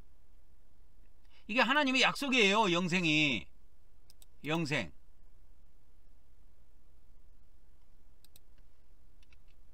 그러니까 우리 기독교는 이것만 가지고 지금 이야기하는데, 예수님 믿으면 믿음으로 성령으로 거듭나서 구원받았다. 이걸 이제 구원받았다고 이야기하는 거예요. 구원이라는 말을 기독교에서는 이걸 갖고 구원하는 거야. 근데 이것만 있는 것이 아니야. 이것만 있는 게 아니야. 요 은혜복음의 핵심 안에는 부활이라는 것이 있고 부활이 있는 거예요. 부활. 그래서 성령을 모시고 있어도, 성령으로 거듭나서 구원받았어도 성령을 모신 사람을 하나님의 성전이라고 했죠. 그 성전을 더럽히는 사람은 지옥에다 집어넣는다 이 말이요. 그래서 자, 성령을 모시고 있어. 자, 성령을 모셨어. 그러면 성령으로 우리가 어떻게 돼? 우리가 성령으로 거룩하게 살아야 돼. 성화가 돼야 돼. 성령으로 성화가 되고 거룩하게 살아야 된다고. 성령을 우리가 모신다 이 말이야. 성령을 모셔. 그래서 우리가 하나님의 성전이야. 그러면 성령으로 거룩하게, 성령으로 우리가 거룩한 삶을 살아야 돼 원래. 그럼 안 살았을 때 어떻게 되느냐? 삶을 살아야 돼. 근데 안 살았어. 그러면 그렇지 못하면 멸망시킨다고 그랬잖아. 멸하리라. 고린도서 3장 17절에. 그렇지 않으면 멸망시킨다 이거요. 어디에다가? 지옥에다가. 그러면 지옥 들어갔으면 끝납니까? 아니요. 지옥에서 해를 받고 뭐요? 마지막 날에는 부활해서 나온단 말이요. 마지막 날에는 천국으로 귀환한단 말이요. 귀환해서 뭐 하느냐? 영생을 이때부터 한다니까. 영생. 우리 예수님 믿어도 다 죽어요. 자, 요한복음 3장 16절. 사람들은 막 기독교인들 좋아합니다. 요한복음 3장 16절. 하나님이 세상을 이처럼 사랑하사 독생자를 주셨으니 누구든지 저를 믿는 자는 멸망하지 않고 영생 한다고. 그러면 기독교인들 안 죽고 영생합니까? 다 죽어요. 다 죽는다니까. 너도 죽고 나도 죽고 다 죽어. 뭐 예수님 믿었으니까 영생합니까? 영생 못해요. 다 죽어요. 다 죽어. 그래서 히브리서 9장 27절에 다 죽는 것은 하나님이 정해놨다는 거예요. 다 죽는 것은 기독교인이든 비기독교인이든 한 번 죽는 것은 다 하나님이 정해놓은 거야. 이것은 빼박이야. 근데 기독교인이 뭐 영생을, 예수님 믿으면 영생한다고 해도 다 죽는단 말이야. 영생 못하고. 그러면 죽는 사람에게 뭐가 있느냐? 심판이 있는 거야. 심판을 통해서 우리가 뭐냐? 공적이 불에 타면 이 심판을 통해서 우리의 공적, 행위라 그랬죠. 우리의 공적이 불타면 뭐 하는 거예요? 불타면 해를 받는다 이거요. 해를 받는다 이거요. 그러면 해를 받는데 구원을 못 받습니까? 그러나 불 가운데에서 구원을 받는다 이거예요. 아까 고린도전서 3장 15절입니다. 고린도전서 3장 15절이에요. 불 가운데서 우리가 구원을 받아. 이 불은 무슨 불이냐? 지옥불이에요. 불 가운데서 지옥에서 구원을 받습니다. 받아요. 구원을 받기 때문에. 그럼 언제 받습니까? 이게 마지막 날에 있다니까. 마지막 날에 이제 지옥에서, 죄에서 구원받는 것이 아니고, 이때는 지옥에서 구원받아요. 죄에서 구원받는 게 아니고 지옥에서 구원받아 천국으로 귀환을 한다니까. 그래서 구약성경도 귀환하는 거로 구약성경이 끝나고, 신약 시대의 사람들도 예수님 믿고 저 세상 가서 심판받고 지옥 가서 해를 받고, 그러나 해를 받지만 구원은 받는다 이 말이요. 그래서 구원은 없어지는 게 아니에요. 한 번 받는 구원은 영원한 구원이에요. 중간에 뭐가 있어? 해를 받는 것이 있을 뿐이야. 그래서 한 번 받은 구원은 영원한 구원이다. 영원한 구원이다 이거요. 이거 기독교에서 이 말을 많이 씁니다. 한 번 받은 구원은 영원한 구원인데, 그 사람들이 말하는 영원한 구원하고 제가 말하는 구원은 달라요. 중간에 뭐가 있어요? 한 번 구원을 받은 사람도 중간에 뭐를 받아요? 지옥에서 해를 받는다고. 그래서 해를 받는다고, 지옥에서. 그러나 불 가운데에서 구원을 받는다고 그래놨다고. 고린도서 3장 15절에. 고린도전서 3장 15절을 한번 봅시다. 고린도전서 3장 15절에 보면 사도 바울이 뭐라고 그랬어요? 공적, 이 행위가 불타면 해를 받는다 그랬죠. 그러나 자신은 구원을 받는데 어디에서 받아요? 불 가운데서 구원을 받는다니까. 여기서 불 가운데서 받는 것 같으리라. 무엇을? 구원을 받는 것과 같으리라 그 말이요. 이것이 생략됐다고 보면 돼. 그러니까 우리 이게 성경에 있는 거야, 구원론이. 그래서 저는 이것이 체계적으로 돼 있기 때문에 저의 구원론은 완벽하게 이 개정성경이나 이런 것으로 완벽하게 체계가 돼 있어요. 바울계시록 이런 것이 없어도 바울계시록을 인용하기 이전에 벌써 저는 몇십 년 전에 성경에서 말하는 구원론이 완성이 되어 있고 심판론이 완성을 해놨어요, 저는. 그래서 여러분들에게 끊임없이 이런 걸 설명해 준다고. 그러니까 좁장하게 놀지 마. 좁장하게 놀지 마. 좁장하게 놀지 말고 마음 문을 열고 이 말씀을 받으면 해를 안 받아, 이 사람들아. 이 기독교의 은혜 구원은 루터와 칼빈으로부터 시작했습니다. 그게 오래된 게 아니에요. 그러면 이제 루터와 칼빈으로부터 시작된 기독교 구원론을 한번 알아봅시다. 그러면 지금부터는 개신교 구원론, 천주교 구원론의 공통점하고 차이점을 살펴보도록 하겠습니다. 공통점은 구원의 출발은 하나님의 은혜로 다 동일해요. 그러니까 처음에 우리가 하나님의 자녀가 되고 거듭나고 하는 것은 오직 하나님의 은혜로 된다고 하는 것은 공통점이에요. 여기에는 우리 인간의 행위가 포함이 안 됩니다. 안 됩니다.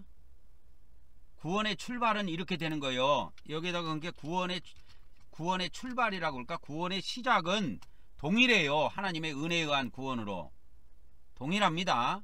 천주교, 기독교 똑같아요. 그래서 천주교, 개신교 모두 다 예수 그리스도의 십자가의 죽음과 부활을 통한 구속, 이 구원의 핵심이라고 본다 이 말이요. 이거는 변함이 없어요. 이건 똑같아요. 저도 이렇게 믿고 있고. 그래서 예수 그리스도의 십자가에서 대속적으로 우리를 대신해서 죽으셨다. 그래서 대속의 죽음. 그래서 우리는 이 대속의 죽음을 믿기 때문에 우리는 주일날마다 이 대속의 피를 뿌려갖고 우리는 죄사함을 받아요. 이게 한 번으로 구원파에서는 한 번으로 과거죄, 현재죄, 미래죄가 다 사함받았다고 이야기하지만 저는 그렇게 믿지 않습니다. 성경에 보면 그렇게 안 돼 있어요. 그래서 우리는 매주 예수님이 이미 대속의 죽음의 피를 흘려놨기 때문에 그 피를 믿음으로 갖다가 우리는 주일마다 우리는 예수님의 피를 거의 30몇 번을 뿌립니다. 24번 뿌리고 그 다음에 7번을 또 추가로 뿌리니까 31번을 뿌리게 되는 거네요. 그래서 이건 다 똑같아요. 그리고 우리 사람은 모두 죄인이기 때문에 구원이 필요하다. 하나님의 구원이 필요하다. 이런 거는 천주교와 개신교 모두 동일해요. 이런 건 동일해요. 이런 거는 논할 가치가 없어요. 근데 이제 중요한 것은 이 두 교회, 그러니까 천주교, 개신교, 천주교회, 개신교회가 구원받은 후에 이제 문제가 이제 여기서부터 벌어져요. 여기서부터 구원론이 차이가 벌어집니다. 이게 시작은 똑같아요. 구원론의 시작은 똑같습니다. 천주교, 개신교, 그리고 저 이기방하고도 똑같아요. 3자가 동일합니다. 동일합니다. 천주교, 개신교, 저 이기방 포함해서 3자가 구원의 시작은 하나님의 은혜로, 예수 그리스도의 구속을 통해서 하나님의 은혜로 성령의 거듭남으로 구원이 이루어진다는 것은 동일해요. 그런데 이제 과정에서 차이가 벌어지는 거예요. 과정. 시작에서는 똑같아요. 시작은 똑같습니다. 그러니까 구원의 출발점은 동일해요. 전부 다. 저 이기방, 그 다음에 천주교, 개신교 모두 동일해요. 이거는 동일합니다. 이거는 동일합니다. 동일해요. 그런데 구원이 시작됐으면 과정이 있고 끝이 있을 거 아니에요. 이건 달라요. 그래서 개신교의 구원의 시작은 전부 다 오직 믿음, 솔라 피데라 그랬죠. 오직 믿음. 이거는 개신교뿐만이 아니고 천주교, 천주교, 그 다음에 뭡니까? 개신교, 또 저 이기방, 이거 똑같아요. 이거는 똑같습니다.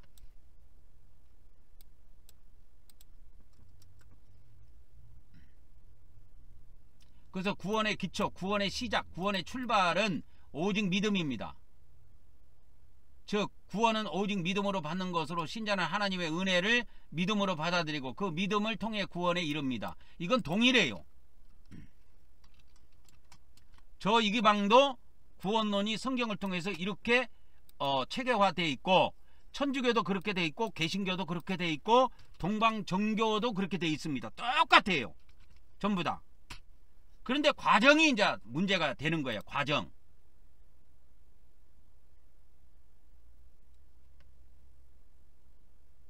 그래서 처음에 구원의 시작은 믿음으로 완성이 되고 그 후에 성화는 구원의 결과로 나타나는 변화입니다.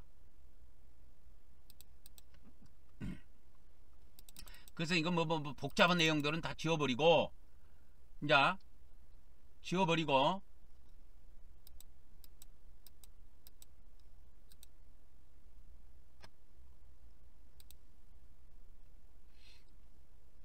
천주교의 구원도 마찬가지예요. 구원도 마찬가지인데 이 과정에 대한 것이 좀 달라요.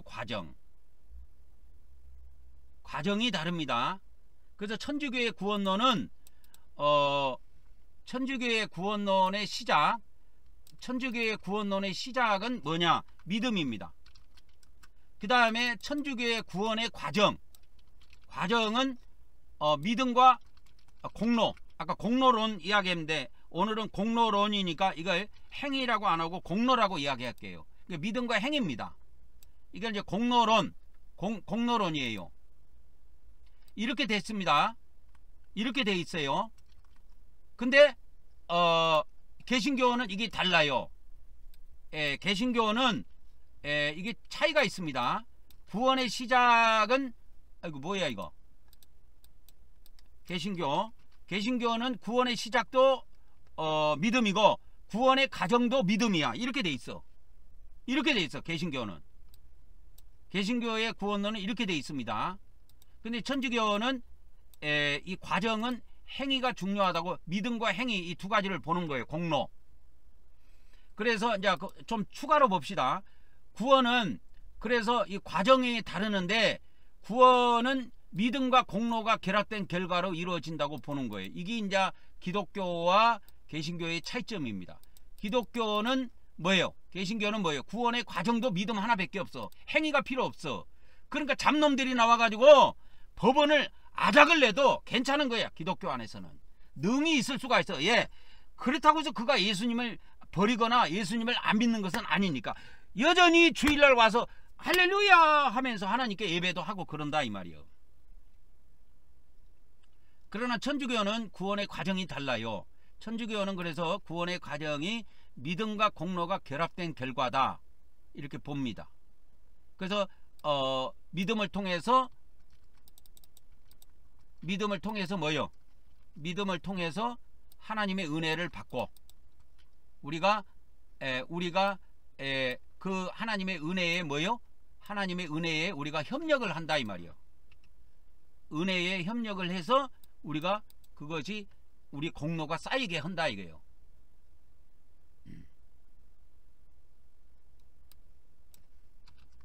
그래서 천주교의 구원론은 이렇게 돼 있어요.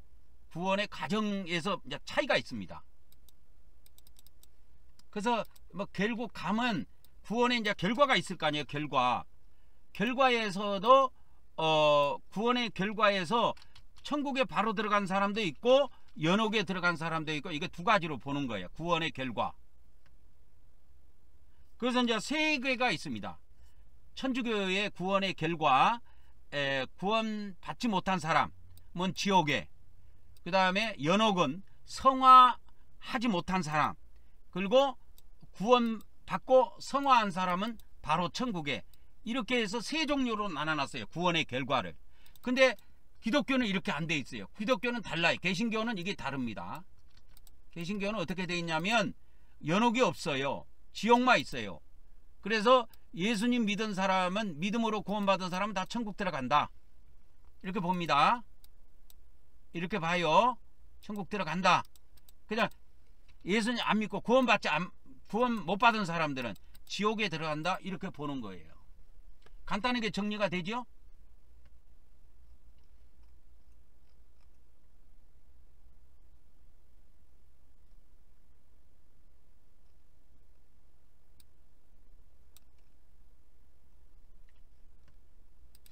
그래서 그 개신교와 천주교의 구원의 시작과 과정과 결과를 제가 이제 하나 또 이렇게 번호를 하나 추가해서 했는데, 개신교의 구원의 시작은 믿음입니다. 믿음이에요. 믿음입니다.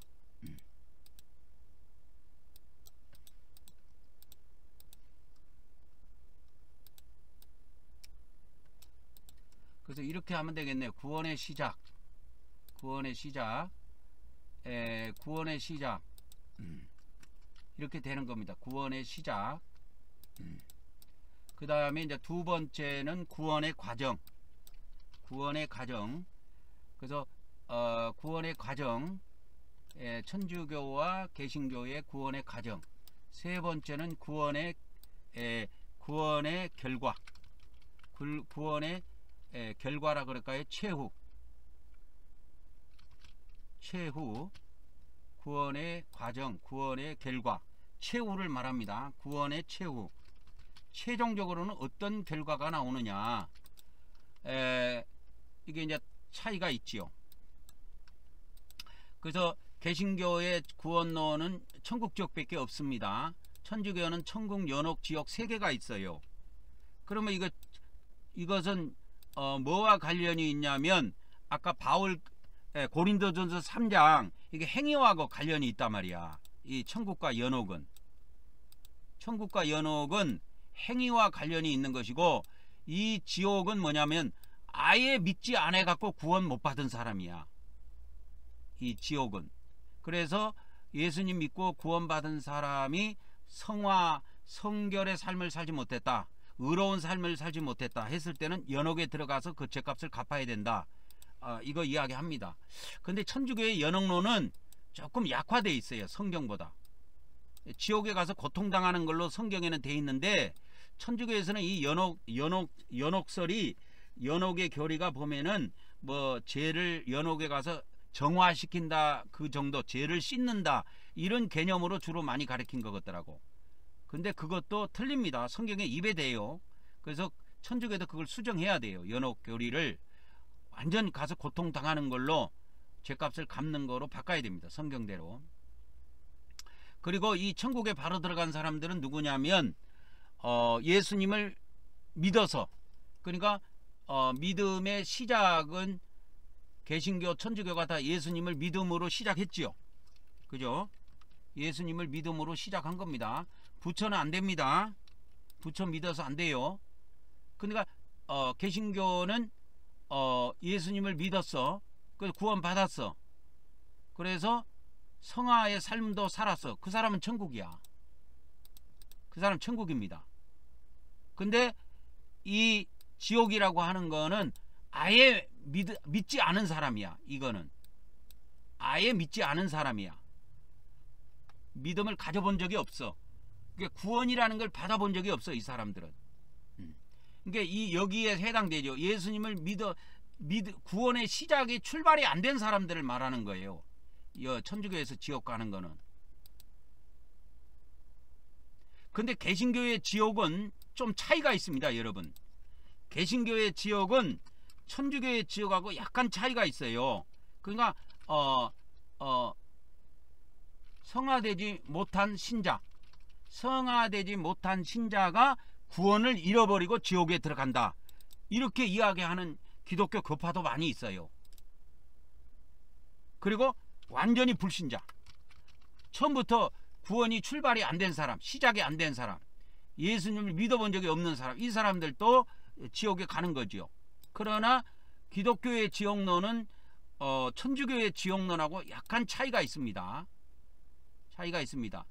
이게 성화되지 못한 신자.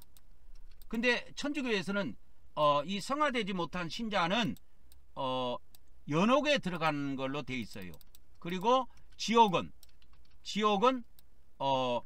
쉽게 말하면 구원받지 못한 자.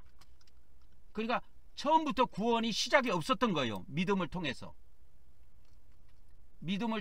구원의 시작이 없었던 사람들.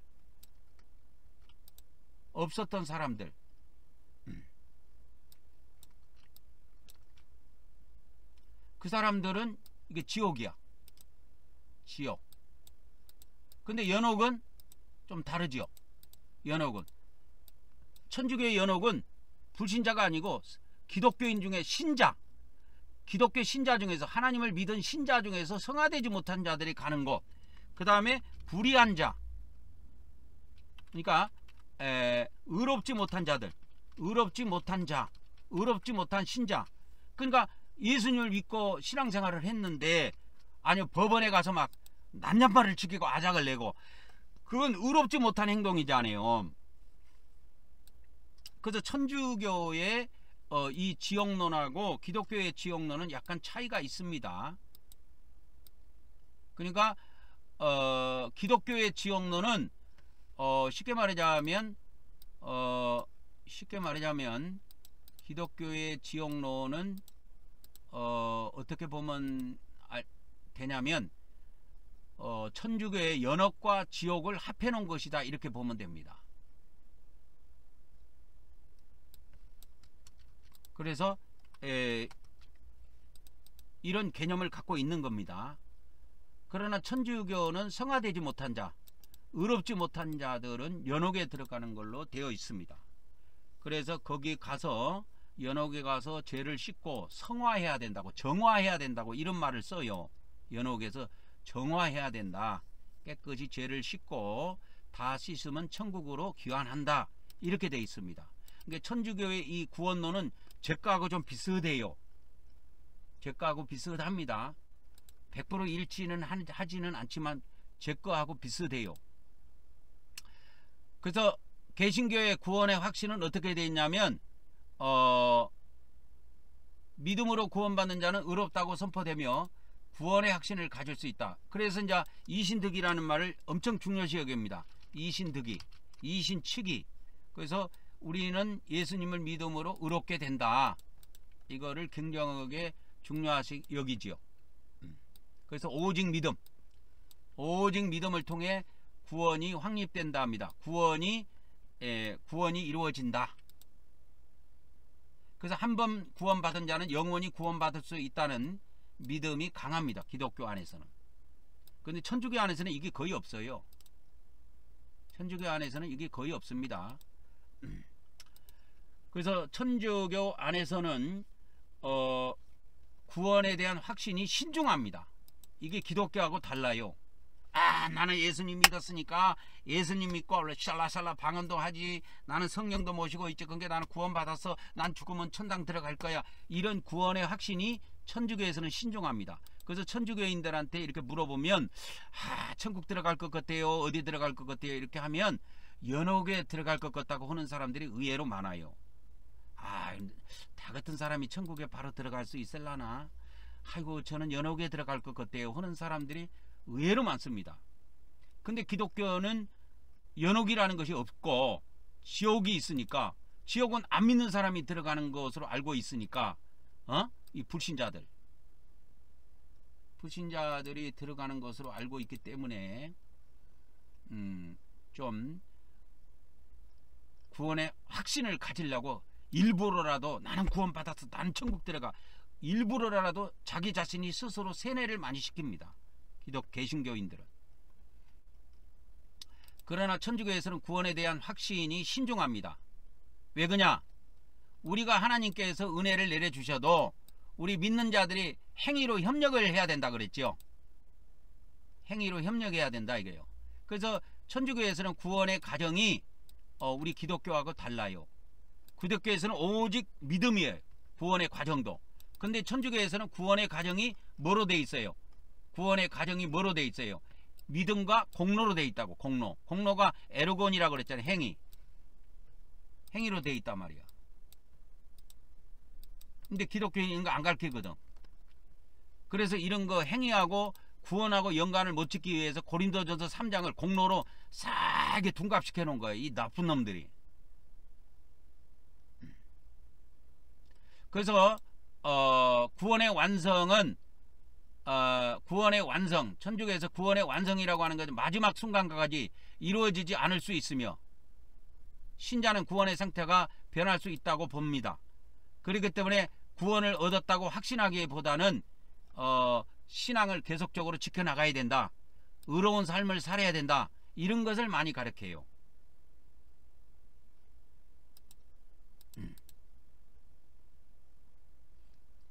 그리고 또 이 기독교의 구원론과 천주교의 이 구원론 중에서 차이점이 있는 것이 뭐냐면 기독교에서도 이 세례와 성찬을 하지요. 이게 성례라고 하는데 1년에 한 4번 정도, 3번, 4번밖에 안 합니다. 우리 교회에서는 매주 합니다.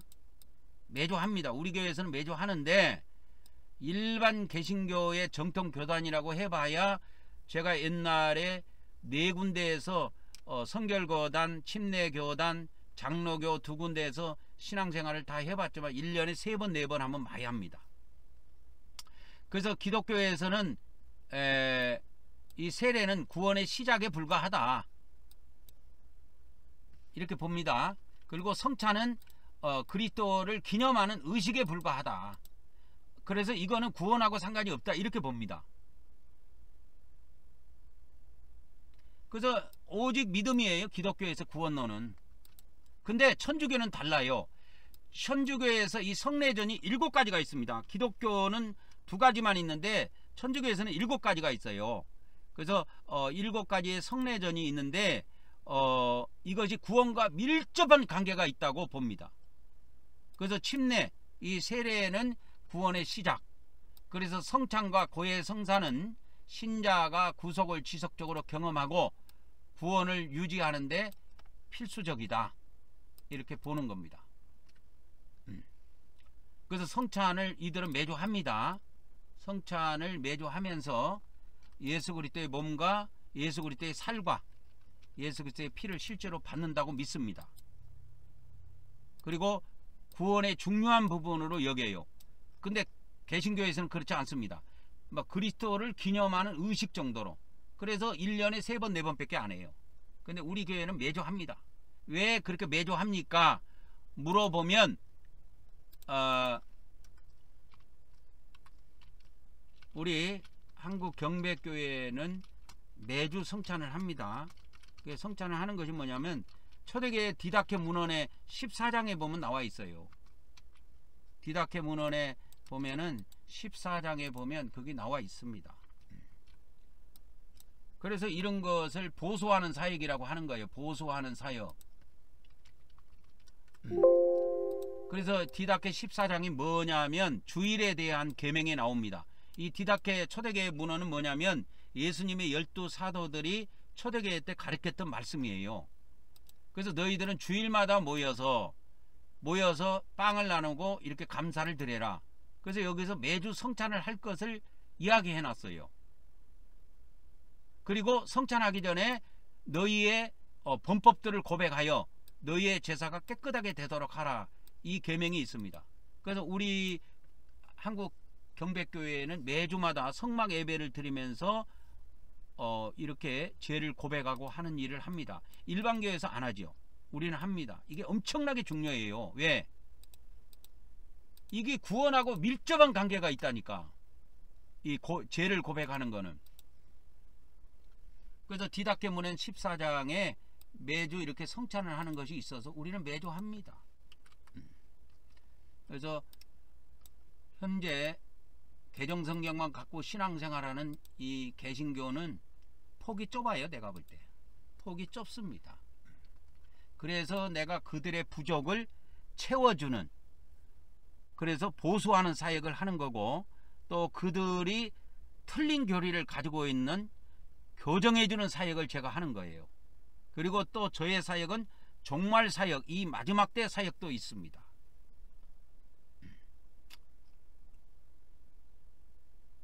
그래서 이 천주교에서는 이 성찬이라든지 고해성사라든지 이 7가지의 성례가 있는데 이런 것들을 구원의 중요한 과정, 이게 성례전 이런 거는 구원의 과정 안에서 일어나는 일들이거든요. 그래서 구원의 중요한 부분으로 그들은 가르치고 그렇게 행합니다.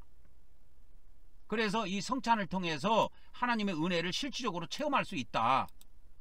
실질적으로 우리가 체험한다고 믿고 있고 그렇게 가르칩니다. 그리고 이제 아까 고린도전서 3장에 나오는 고린도전서 3장의 공로론 있잖아요. 공경론. 그거에 대해서 살펴보도록 하겠습니다. 기독교의 공로론, 뭐 공경론 그렇게 해도 되고 행위론 해도 됩니다. 기독교에서는 오직 믿음을 통해서만 구원받는다고 가르치지요. 그래서 인간의 공적은 아무런 필요가 없다. 구원에 영향을 미치지 못한다고 이렇게 가르칩니다. 이게 거짓말입니다.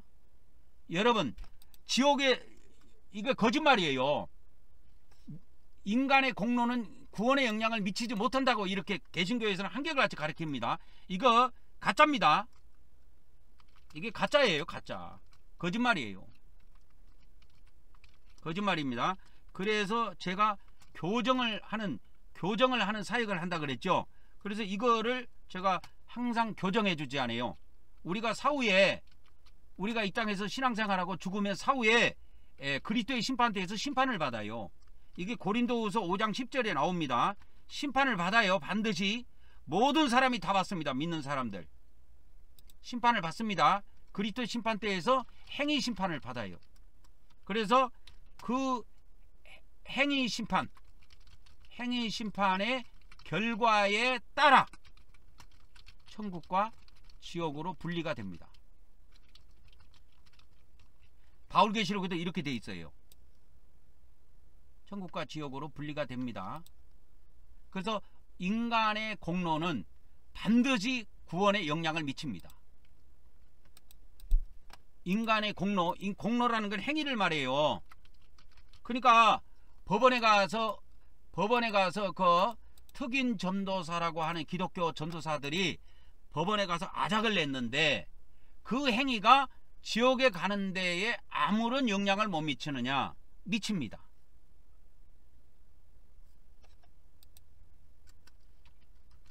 자, 기독교인들이 범죄를 저질렀어요. 이 범죄 안에는 여러 가지가 있을 겁니다. 살인, 그 다음에 폭동, 그 다음에 방화, 그 다음에 간음, 그 다음에 음란,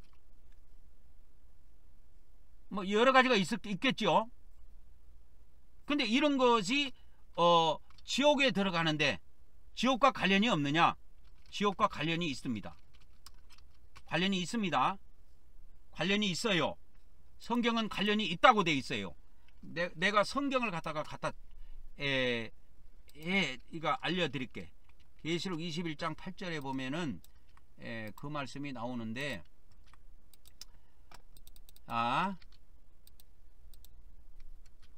계시록 21장 8절에 보면은 두려워하는 자들, 믿지 않는 자들, 흉악한 자들, 살인자들, 음행하는 자들, 점술가들, 우상숭배자들, 거짓말하는 모든 자들, 이 거짓말하는 인간들 지금 많이 나오지요. 대한민국에 거짓말하는 모든 자들은 불과 영으로 타는 못에 던져지리니 이들은 불못에 들어갑니다.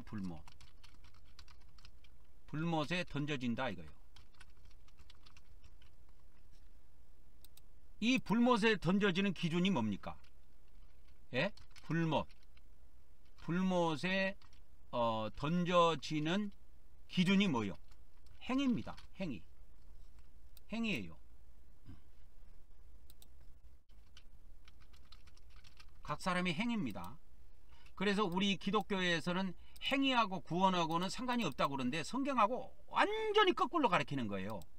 자, 불과 영으로 타는 못, 이거 불못인데 이 불못에 들어가는 인간이 뭐냐? 살인자요. 이 행위란 말이에요. 행위. 흉악한 악을 행한 자리, 흉악한 짓을 한 거야. 그 다음에 믿지 않는 자들, 두려워하는 자들, 음행하는 자들, 점술가들, 우상숭배자들, 거짓말하는 모든 자들. 거짓말 하나님 엄청 싫어합니다, 여러분. 거짓말하는 모든 자들 불못에 들어가서 영원히 푹 쉬시기 바랍니다. 고통받으면서.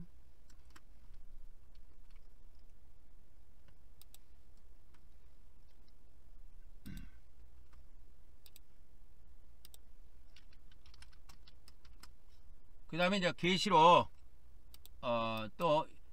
계시록 그 21장에 보면 계시록 22장 15절에 보면은 이제 계시록 마지막 장이거든요. 계시록 22장 15절에 보면은 개들과 점술가들과 그 다음에 음행하는 자들, 살인하는 자들, 우상숭배하는 자들, 거짓말을 좋아하며 지어내는 자들, 이 거짓말하는 인간 놈의 새끼들, 이거 이 전부 다 지옥행입니다. 이거 다 밖으로 쫓겨날 자들이에요. 바깥 어두운 곳으로 쫓겨날 자들입니다.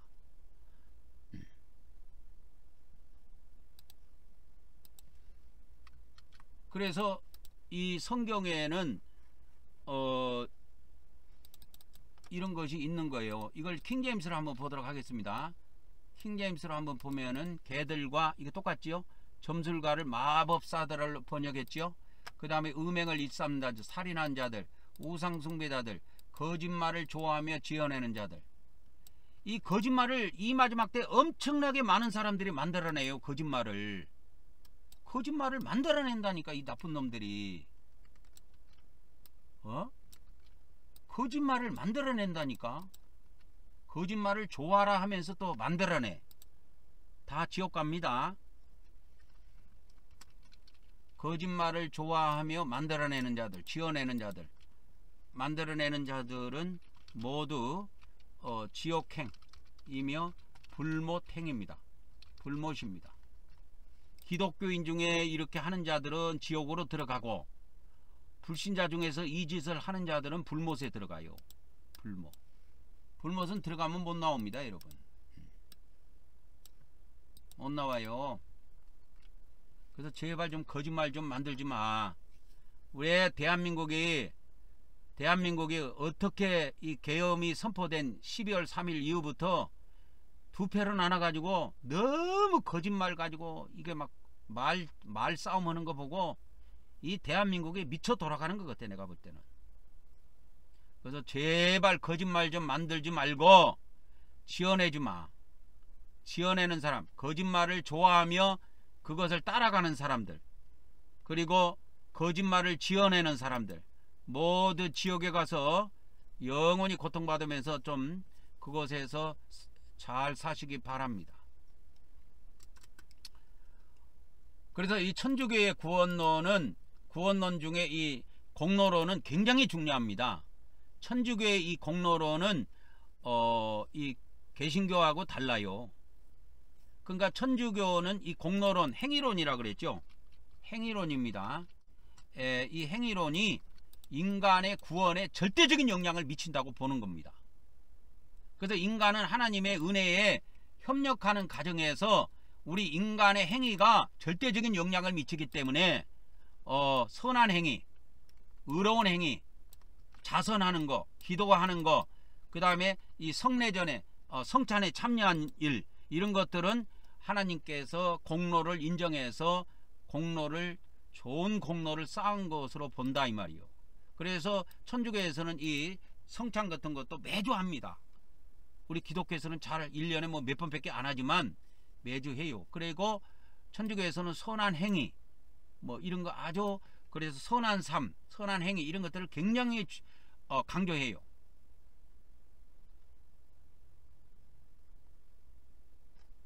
자, 구원의 완성을 보고 말씀을 또 오늘 마치도록 하겠습니다. 구원은, 개신교의 구원의 완성은 단번에 이루어지며 영원히 보장된다고 믿습니다. 근데 그렇지 않습니다. 단번에 이루어지지도 않고, 시작은 우리가 성령으로 거듭나는 것은 단번에 이루어져요. 그러나 그것이 완전히 영원히 보장된다는 것은 아니에요. 왜? 중간에 지옥 가는 일이 한 번 있기 때문에.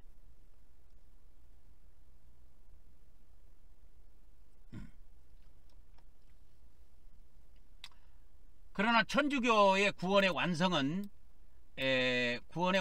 성화의 과정, 신자가 마지막까지 하나님의 음력에 하나님의 은혜에 협력해야 된다. 그래야 구원이 완성이 된다. 이렇게 보는 겁니다. 협력해야 된다. 끝까지 행위로 협력해야 된다 이거예요. 기도하는 거, 그 다음에 성례전에 참가하는 거, 예배에 참여하는 거, 그 다음에 성찬에 참여하는 거, 고해성사하는 거, 이런 여러 가지 것들, 그 다음에 이런 것들을 구원을 완성하는 데 있어서 엄청나게 중요하다 이 말이요.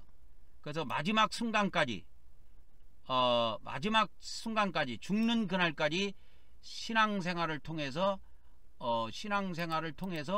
구원을 완성해 가야 된다, 확립해 가야 된다고 주장합니다.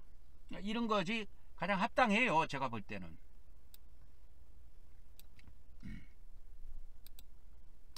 그래서 이제 중요한 것은 뭐냐면 개신교의 구원론은 오직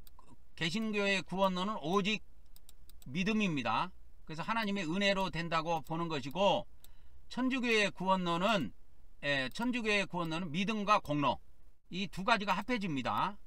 그래서 구원에 이르고, 그래서 이 공로론이 천주교에서는 굉장하게 중요하게 가르쳐져요. 근데 개신교에서는 이 공로론 자체가 없어요. 공로론은 쉽게 말하면 행위론입니다. 행위론.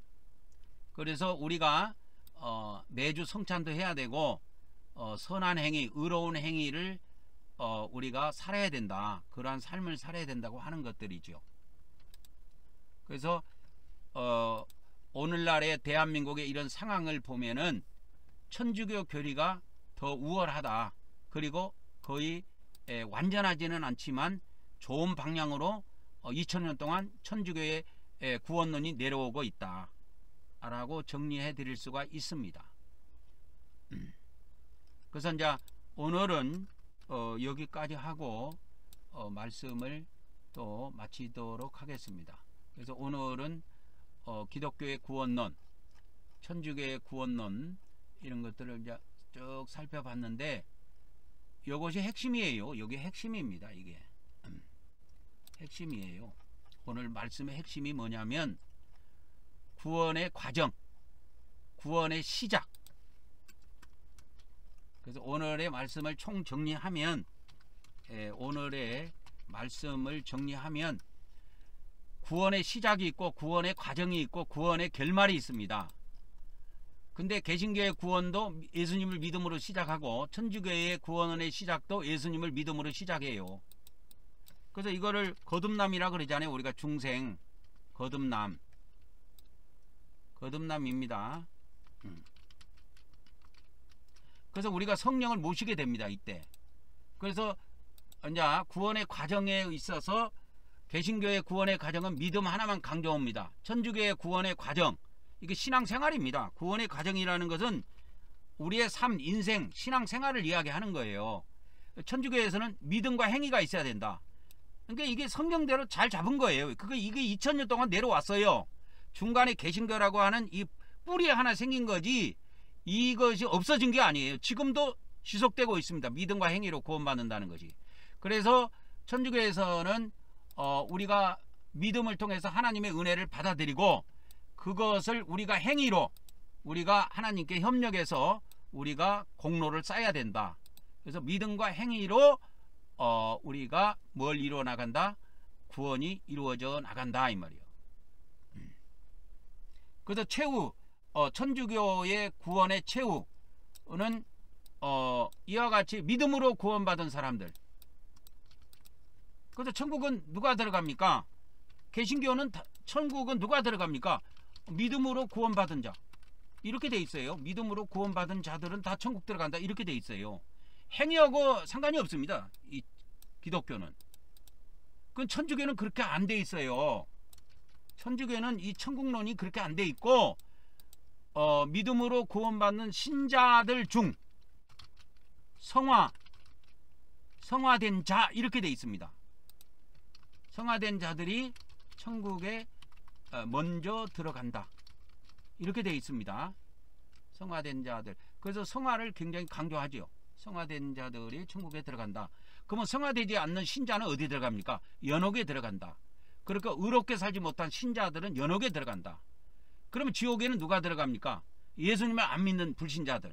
그리고 이렇게 뭐 교회생활 신앙생활을 했는데도 아예 뭐 성령님을 못 모셔드린 사람들, 구원받지 못한 사람은 다 지옥으로 떨어진다. 이렇게 보는 겁니다. 그래서 오늘 이렇게 정리하고 말씀을 마치도록 하겠습니다. 여러분 안녕하십니까? 한국말씀 사관학교입니다. 우리 한국말씀 사관학교는 14만 4천 말씀 사관학교와 평신도 말씀 사관학교로 분리 운영되고 있으며 14만 4천 말씀 사관학교는 하나님의 종들을 양성하는 양육기관이며 이 양육을 받기를 원하는 하나님의 종들은 매월 순교 헌금으로 42달 동안 매월 10만원씩 그렇게 헌금을 납부하고 그렇게 말씀을 무장하실 것을 적극적으로 추천하며 평신도 말씀 사관학교 생도들은 자유롭게 말씀을 무장하시면 되겠습니다. 저는 하나님께서 이 마지막 때 말씀의 나트로 사용하시려고 창세전부터 예배해 놓은 자입니다. 여러분의 기도와 적극적인 참여를 부탁드립니다.